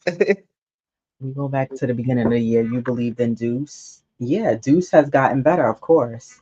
Burks Burks is talented, but he needs to show it to me. He needs to show that he could step up and give us what we need in the playoffs. That's all I'm saying. I'm not counting him out, but he needs to show that that first round he's been sitting, and towards the end of the regular season in the first round he's been sitting on the bench. Show me that you were doing like what great players do. They're analyzing and watching the game to see where when my name gets called, I see where I can implement myself in a defense and an offense on the game. I want to see him come out and look ready if Tibbs has to call his number and show that, okay, I'm gonna come out and give as much heart, grit, intensity as the other guys on the team. Not making silly mistakes and running into brick walls like I've seen him do. Salute J Boogie. Salute Jay Boogie. Good late morning.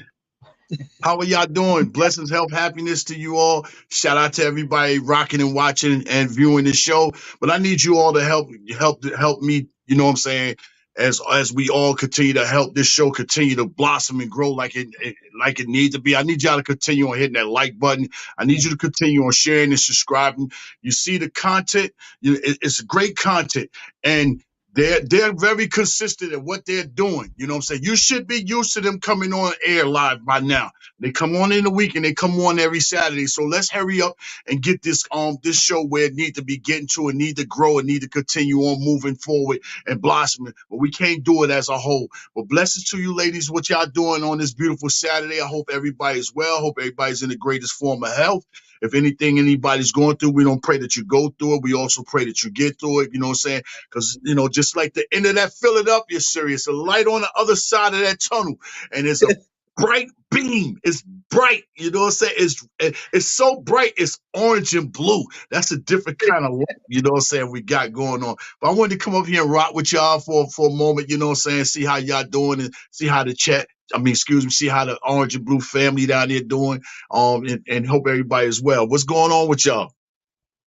We happy. The Knicks got out of the first round. I know I can speak for me. I'm very happy that the Knicks, not that I doubted them, it just feels good, Right. to be back in the playoffs, to get past round one, to be in round two.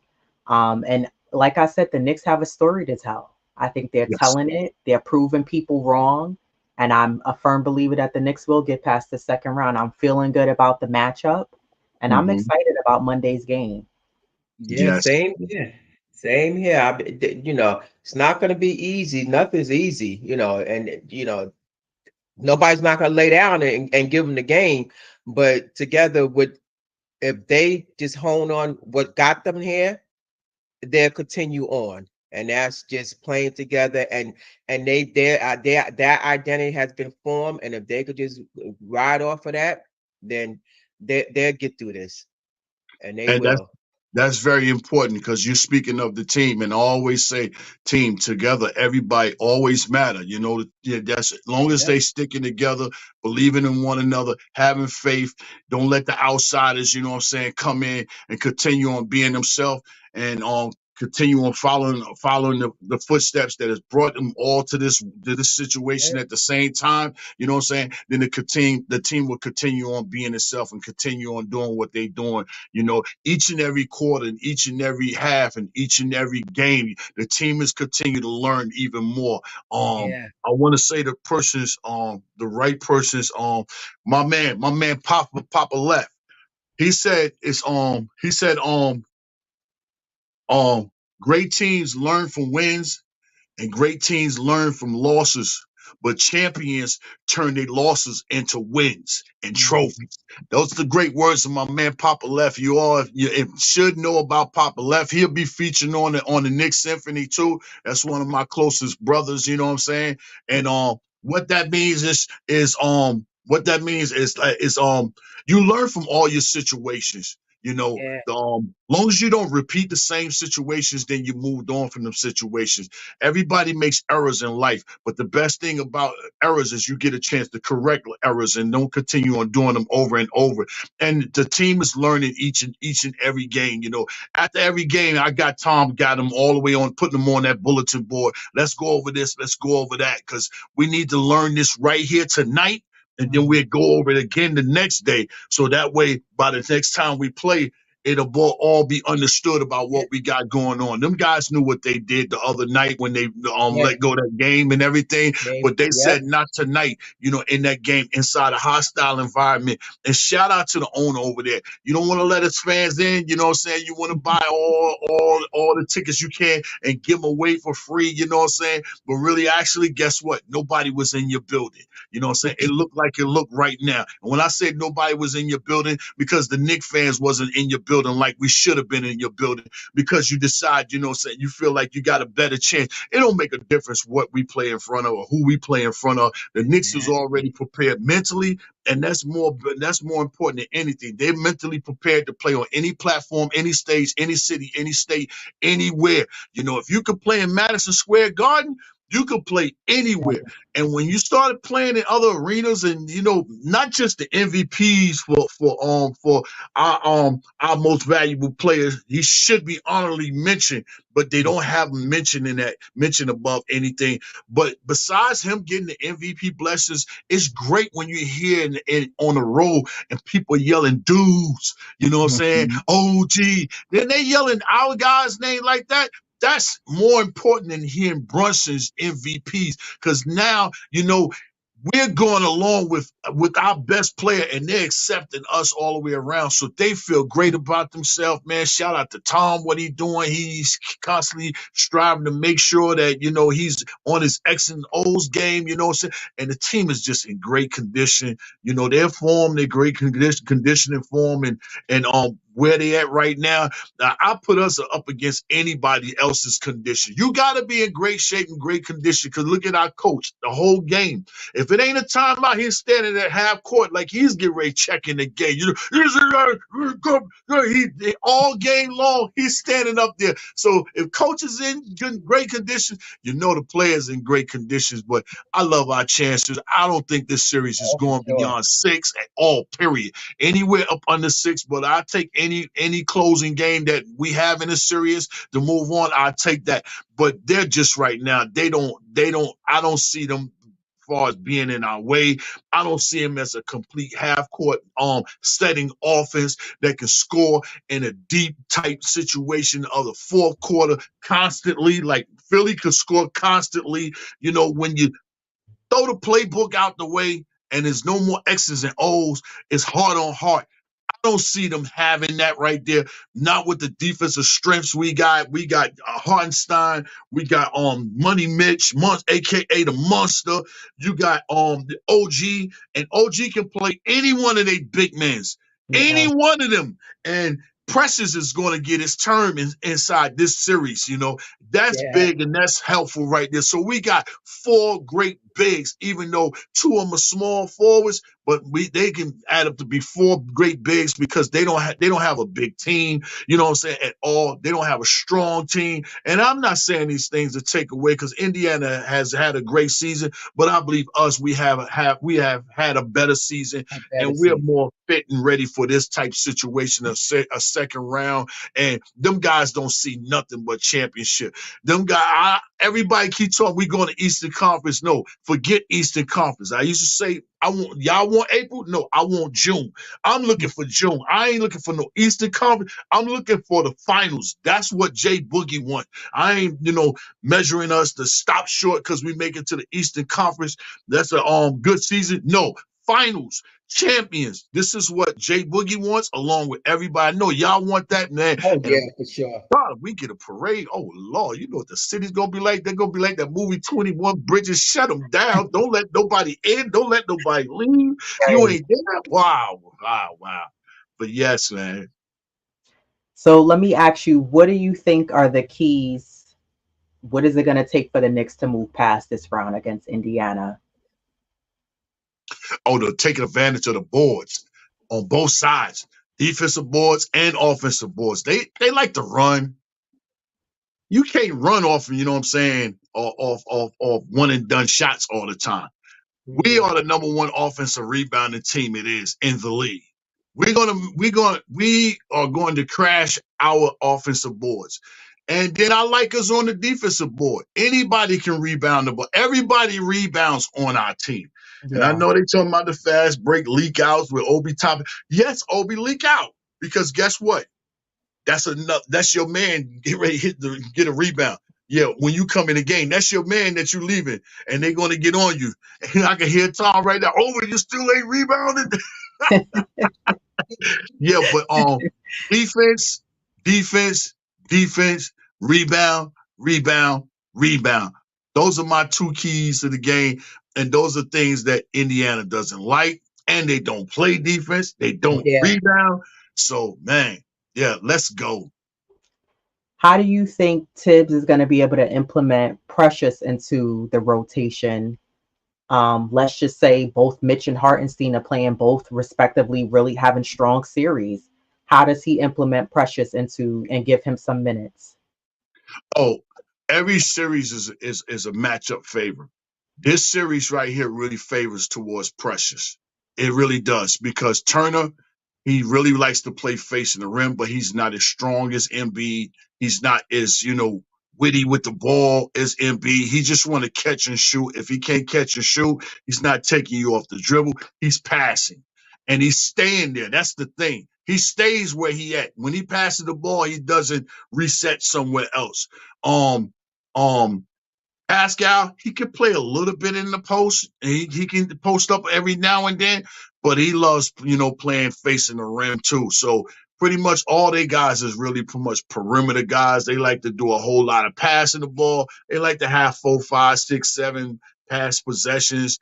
That's because they really, really don't have a strong team with beating you off the dribble. When I look and I see them, but yeah, this is a matchup where it's Hardenstein and Mitch, you know, they don't have to be played much minutes, combined for us to be effective in this series. They really Right. don't. So Precious is going to get a lot of time inside this, and you're going to see some games where it's just going to be OG and Precious in that lineup together, and that's going to, swiffen us up. And Precious, OG, and Josh Hart, and Dante, and Brunson, and you're gonna see that lineup a lot more than you seen with Brunson, Dante, Josh, OG, and Hartenstein, and or replaced with Mitch, because the matchups are gonna be, it's a lot of matchups towards our favor.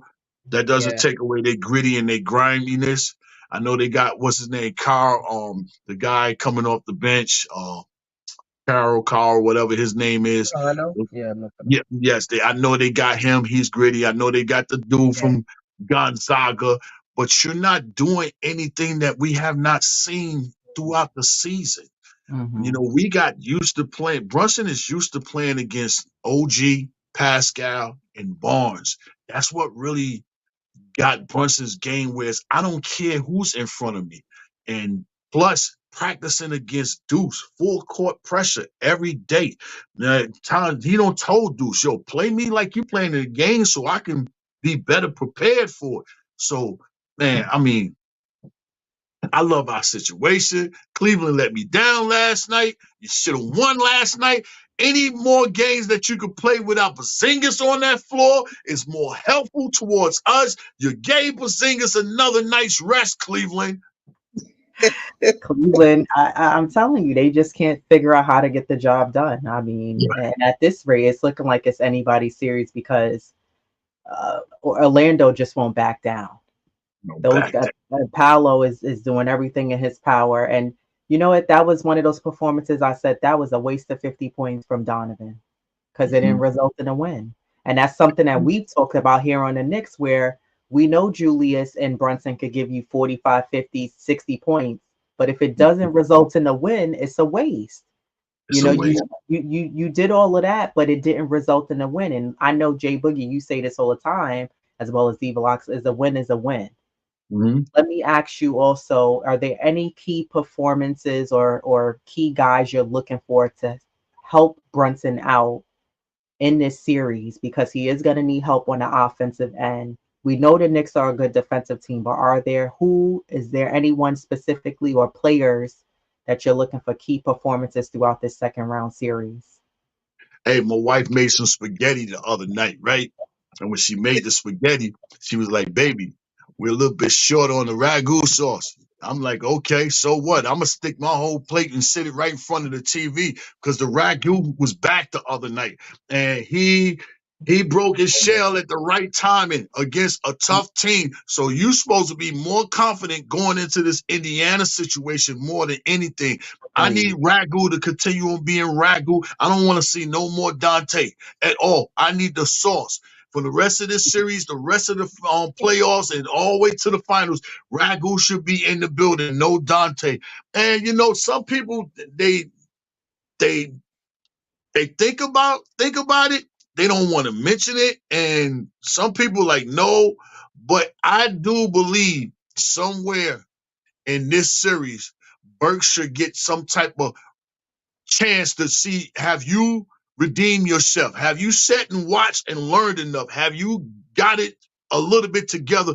Because if you do, you're going to be a factor in this series and to help us moving forward. Because that 7-man rotation, you know, it's working good. But sooner or later, you're gonna have to go in another direction. To just to, you know, you got 7 players. You already Yeah, know that. But can I stretch that a little bit? Can I get a little bit of Brunson? I know I'm going Precious Shaw. I know I'm going 8. But can I get a little bit from you, Burks? Can you get out the trunk for a little while? Are you ready to play a little bit? And if he is, that's gonna give us, you know, a little bit more leeway, a little bit more resting on Brunson, and then give us Yeah. another guard rotation. But that's Precious and Burks and number one, Ragu. Though if Ragu is Ragu, we good. But anything we get from Precious and if we get any help from Birch, that's gonna be even better.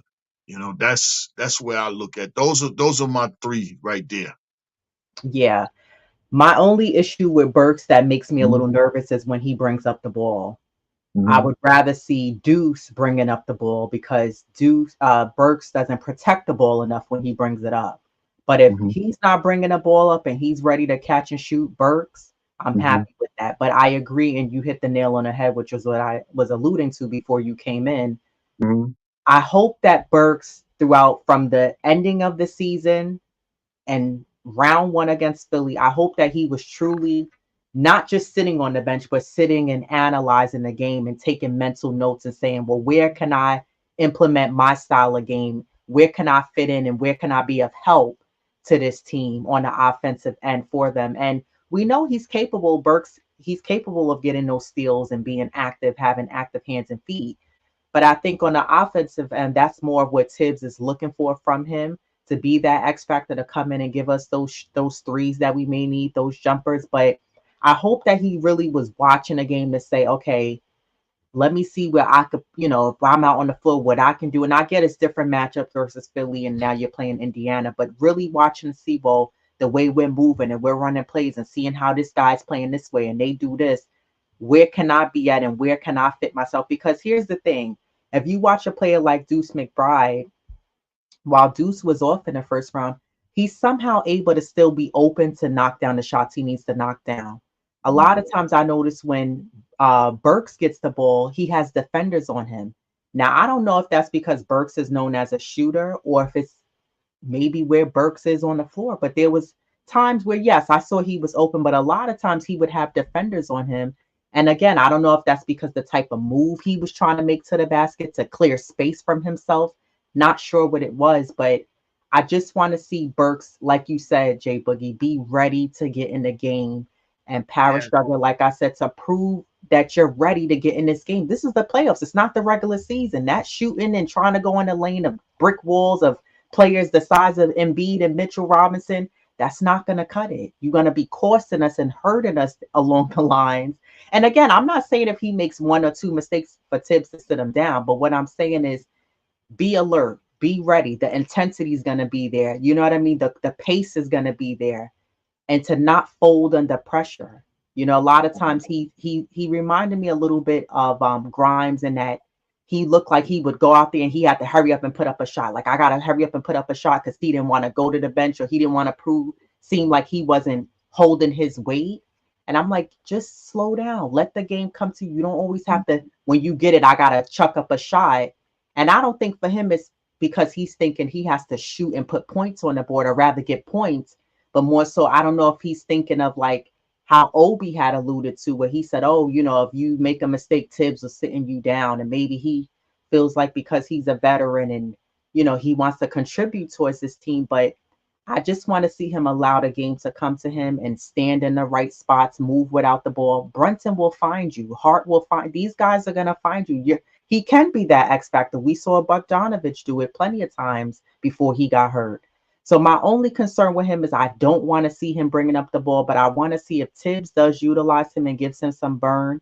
I want to see him be active out there and just look ready and be ready for the style and the pace that's going to be happening against the Pacers. No pun intended.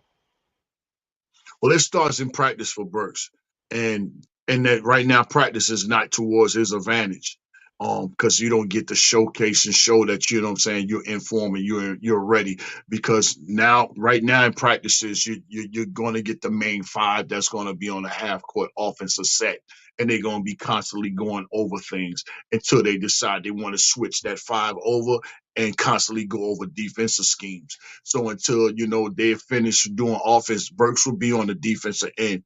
But you have to show and go hard inside defense, on inside practice, and show them that you're playing defense. And you got to steady stay inside Tom's ear and let him know, Coach, I'm ready. I understand what I need to be doing and every blah, so Right. blah, blah, blah. And then you have to continue on sitting there until he decides where he want to put you in. But when he puts you in, you got to make sure that you're ready, because just because you say I'm ready, coach, you know what I'm saying, doesn't mean he's gonna put you in game one. It can be game four, but are you disciplined enough to still sit those 1, 2, 3 games and be ready for game four? So Burks has a lot of capabilities. Man, I think if he notice and understand more, I could play more towards Deuce now, because I see him catching and shooting. That's Deuce strength. Deuce Right. really strength is not bringing a Deuce strength is not running the offense, but No. Deuce can handle the ball and get the ball up court. But Right. running the offense and bringing the ball up court doesn't mean you're a point guard. You know Right. that from me listening to you. You have basketball, you know what I'm saying, experience in your life. Yeah, but I try to tell people, just because you got handles don't mean you're a point guard. And that's Absolutely. Exactly. that's the thing with Kyrie. And I hate it for Kyrie, and I don't mean to go, speak upon him, but so many people look for him to being a point guard. No, he's just a killer assassin with the Hmm. ball. That's why he couldn't lead Boston. And that's why he couldn't lead really the Nets. He's in his position like he was with LeBron.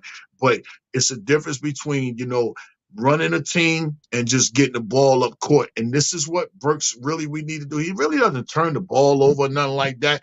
But with Bogdanovich going out, you're going to have to find somebody else that can do something else that can get us another bucket besides Deuce off that bench. You're going Right. to have to be willing to give him a chance and give him a shot. If it don't work, you can always go back to your same rotation, what you're doing, because you don't build that rotation to be solid. That Right. seven is solid. But can you get any more bodies? You know what I'm saying? You know you're going to use pressure. I need another body that can do something else on the offense. Hmm. And a lot of people forget Burks is 6'6". So he's Hmm. not no little bitty guy. You know what I mean? So um that's where I'm at with Burks, and that's where I'm at with the team. But I just know that this team is I'm real happy and appreciated of this team. I'm more upset at the ones that provide votes for the trophies. It's saddening that It is. Brunson has not been mentioned of anything. Yeah. No Yeah. fourth quarter clutch player, no most improved player. I get it. I get it. Oh, I get it. More 60% than 40%, 60% towards the way a Luka, Joker, and the guard from Oklahoma. Yeah. SGA. Yeah. But when it comes to that first team All NBA, I need him on that squad. Agreed. I need him on that team. And if you put him on that first team All NBA, and at worst, that All NBA second team, you cannot tell me that Maxey is the most improved player over this guy. You Hmm. Yeah. can't tell me that. So you're contradicting yourself with what you're doing far as, you know what I'm saying, your trophy status and everything. And I know Brunson don't care about the trophies, but Right. what he deserves is what he deserves. You know, um, 40 points per game in the playoffs right now he's averaging. That leads the league. He's You leading the know, league. I said the other day on X, Jay-Z said, what more can I say? I'm returning that around. What more can I do to prove who I am and what my game speaks of and what I'm doing with less compared to what they got as a whole? I am over here with only, now Bogdanovich is gone. I'm over here with really only one career starter on Yeah. this team. Hmm. One career starter. And you can't tell me my season ain't better than, he's the best player in the East. Yeah. The best. No, no, let me rephrase that. He's had the best season in the East. Not going to say he's the best player. He has had the best season in the East. And having a great season is better than you being named as the best player to me. You know, take a lot of these guys, players. You take Jalen Brown and you take Porzingis off that Boston team, and you tell me where Tatum going to be at.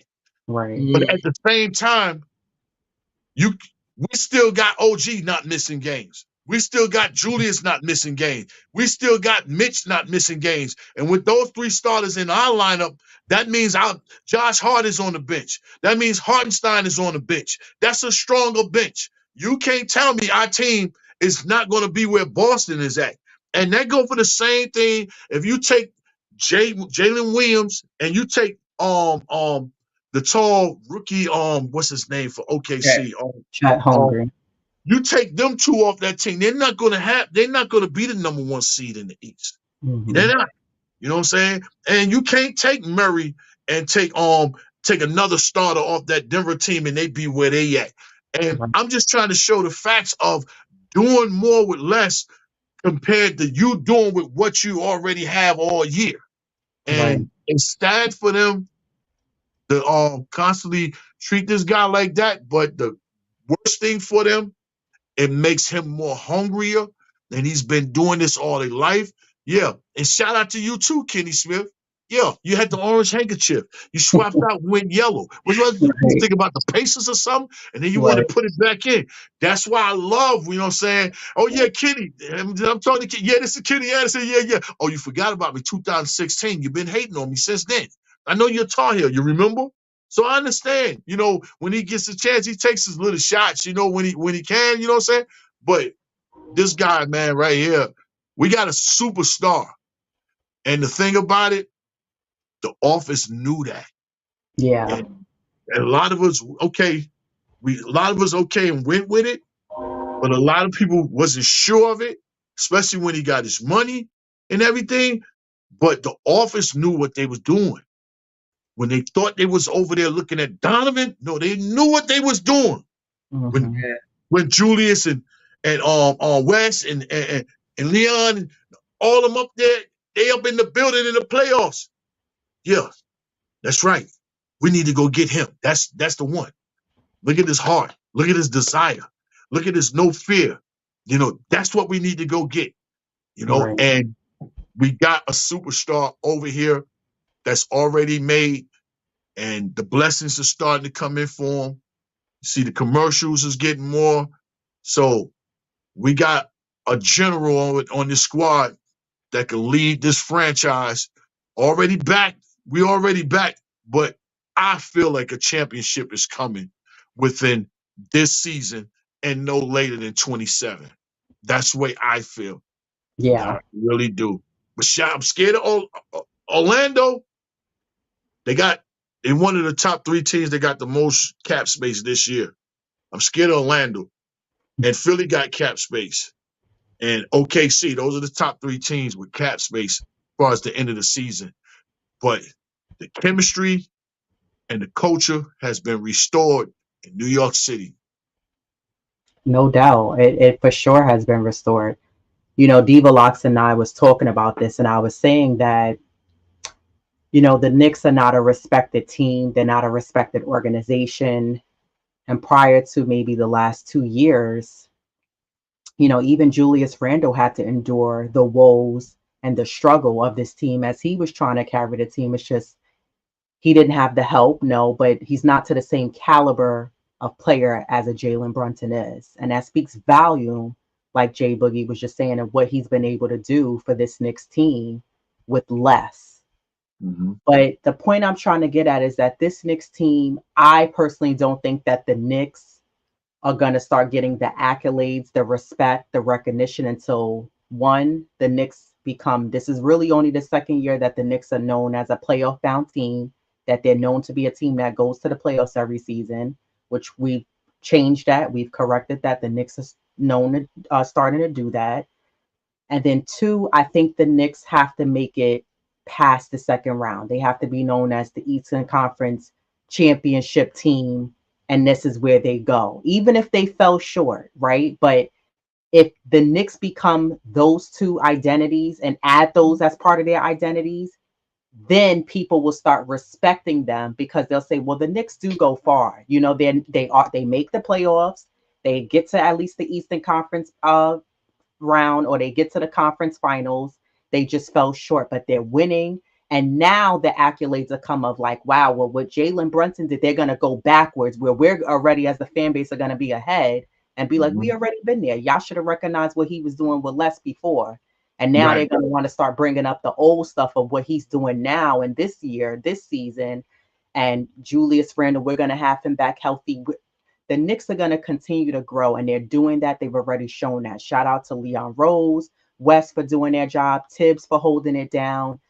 But I think that's where the respect is going to come when this Knicks team continues to be a playoff bound team, and then they go to the Eastern Conference Finals and the championship round. That's when teams are going to start. You'll see guys like Shaq look a little bit more engaged and enthusiastic to talk about the Knicks. You'll see Kenny Smith not look like a switch hitter and all of a sudden want to switch his handkerchief because Charles Barkley called him out and Jalen Mm-hmm. Brunson had to say, yo, my banner's up. Like, I'm letting you know, because the Knicks players know that these guys, they hate on them. You read articles and you see people on Twitter and, it's just noise, but the Knicks are making their own noise. Right. They're writing their own story in their way. And it's great to see. It's refreshing as a fan. I saw a guy Mm-hmm. just yesterday. He had on a Knicks like fleece top on. The man looked confident grabbing his drink out the freezer of the store because he's like, my Knicks are winning. It makes you Right. feel good to wear your Knicks gear, and people are not judging you. And those of us who are true fans, we didn't care about what people were saying because we was like, yo, I'm ride or die for this Knicks team. But to see what this Knicks team is doing, not only are they changing the tone of this team, the culture, but I think that as fans, we feel confident knowing, like, we all are confident that the Knicks are going to get past this second round.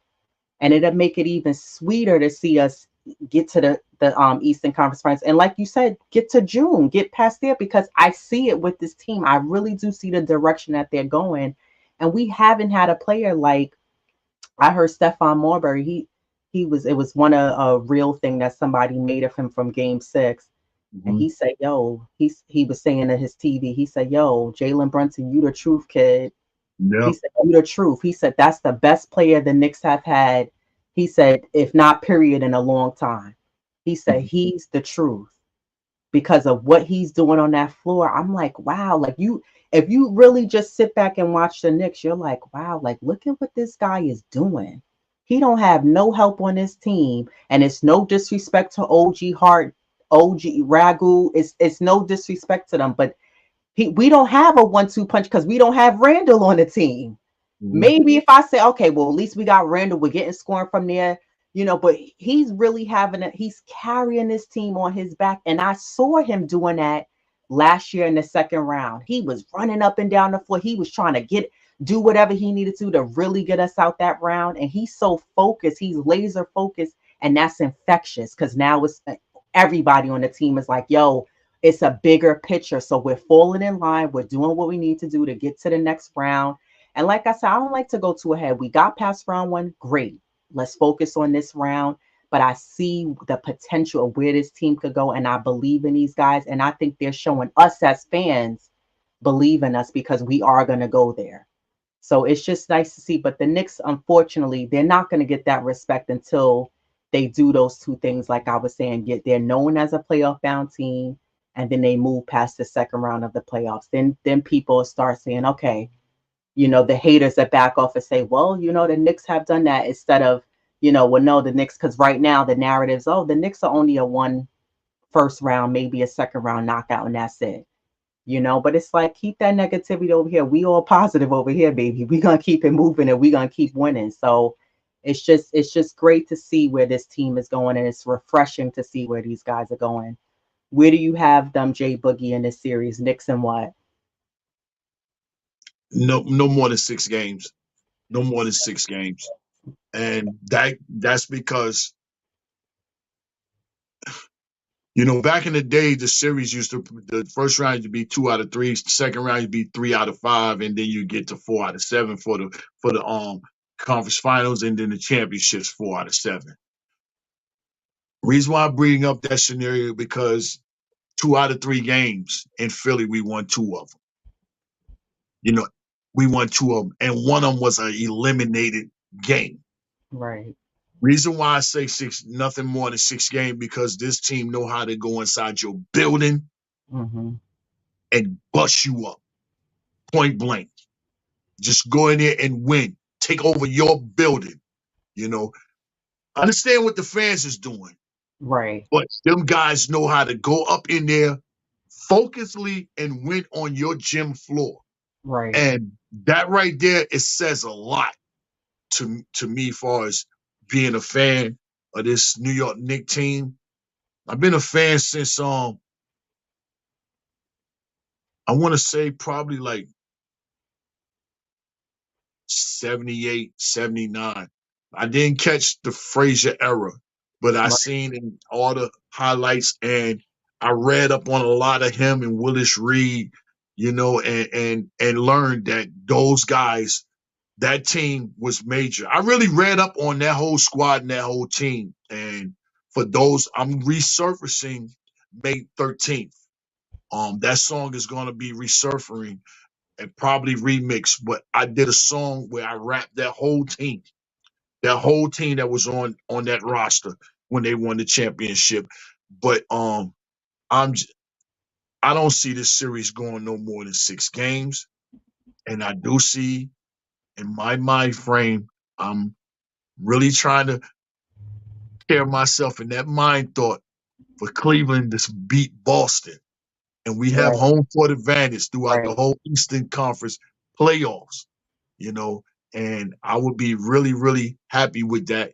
But then again, I gotta continue saying you hear the conversation that the lady and the two Nick chicks are having, aka the mom and daughter. You see what they're having. They're bringing forth constantly. Continue supporting and hitting that like button and subscribe to the channel and share, for what they're doing. You know what I'm saying? Appreciate them, what I'm saying, for all phrases of the game, the aspect that she speaks upon, and moms too.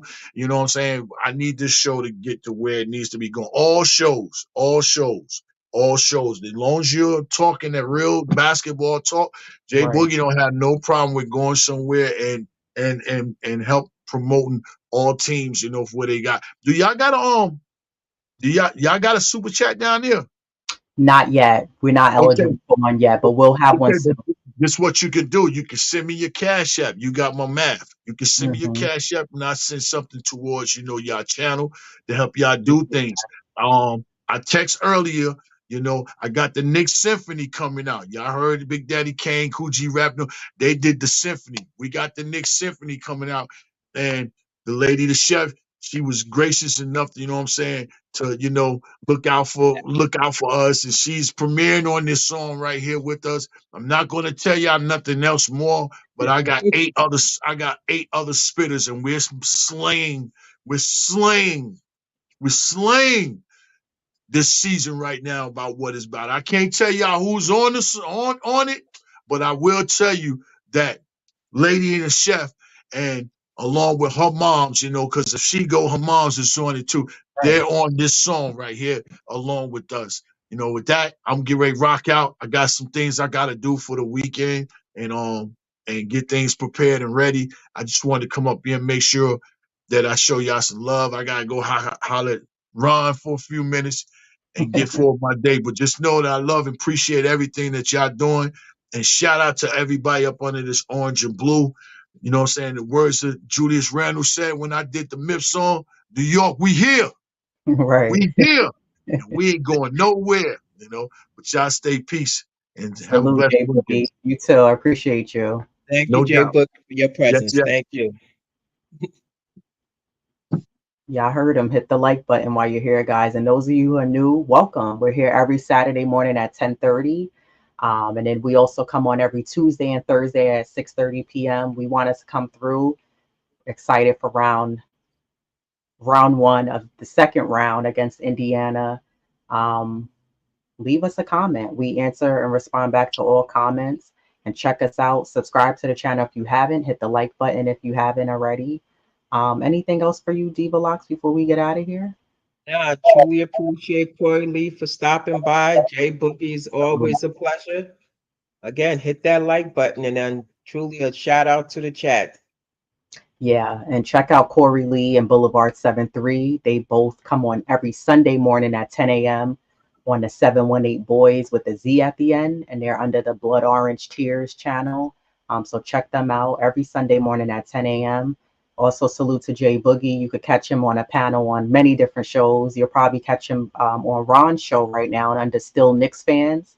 I know those of you who'll probably leave here and go over to watch Ron. Salute to Ron and John and their channel, always showing love. They're part of the replay gang as well. And yeah, there's a few podcasts I actually need to listen to. Um, the Dope Soul Knicks and Sports Talk. I have to finish that one with Steph, Ajay, and Jeff. So I'll be looking out for that. And stay tuned this month. We'll have an all women's panel. We'll be talking all things Knicks. We'll be talking about the playoff talk, first round, second round. So look out for that. That should be coming sometime this month. So look out for a notification. We'll announce it once we finalize a date. That's really fun. It's literally an all women's panel. We talk all things Knicks with myself, Diva Locks, BX Chris, Ebony, aka Mad Knicks fan, as well as Queen, aka Steph. So look out for us, and Tsunami if she's able to join us as well. And we may even get Pamela Willis on there with us too. So look out for that as well. And yeah, thanks for joining us. And we will see you guys on Tuesday. And I'll be on Mondays. Look out for me on the Queen's Court on Monday.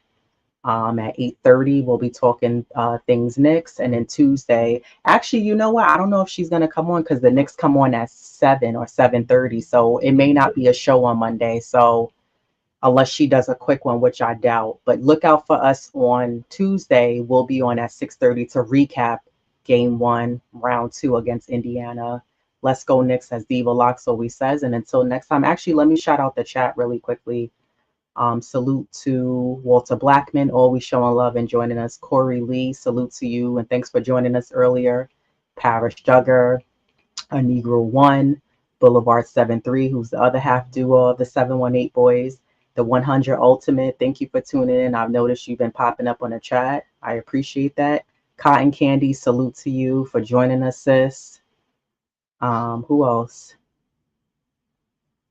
Von Kareem. Allen, Kareem Grant, Jay Boogie, Coach SAR 617, salute to you as well. John McDonald, been noticing you a lot in the chat. Salute to you. And Jay Burrs, salute to you. Been noticing you as well in the chat. Thank you for joining us. And I think I got everything. Oh, and Wallflower. Oh, and Hands Hill. Ooh, from the Philippines. That's beautiful. Thanks for joining us, Hands Hill. Salute to subscribe to Thank the you. channel. Look out for us so you can watch us. Nick Love all the way from the Philippines. That's amazing. Salute. Until next time, everybody, enjoy the rest of your weekend. Let's go Knicks. And we'll see what happens between Cleveland and Orlando as well. Thank you for joining us.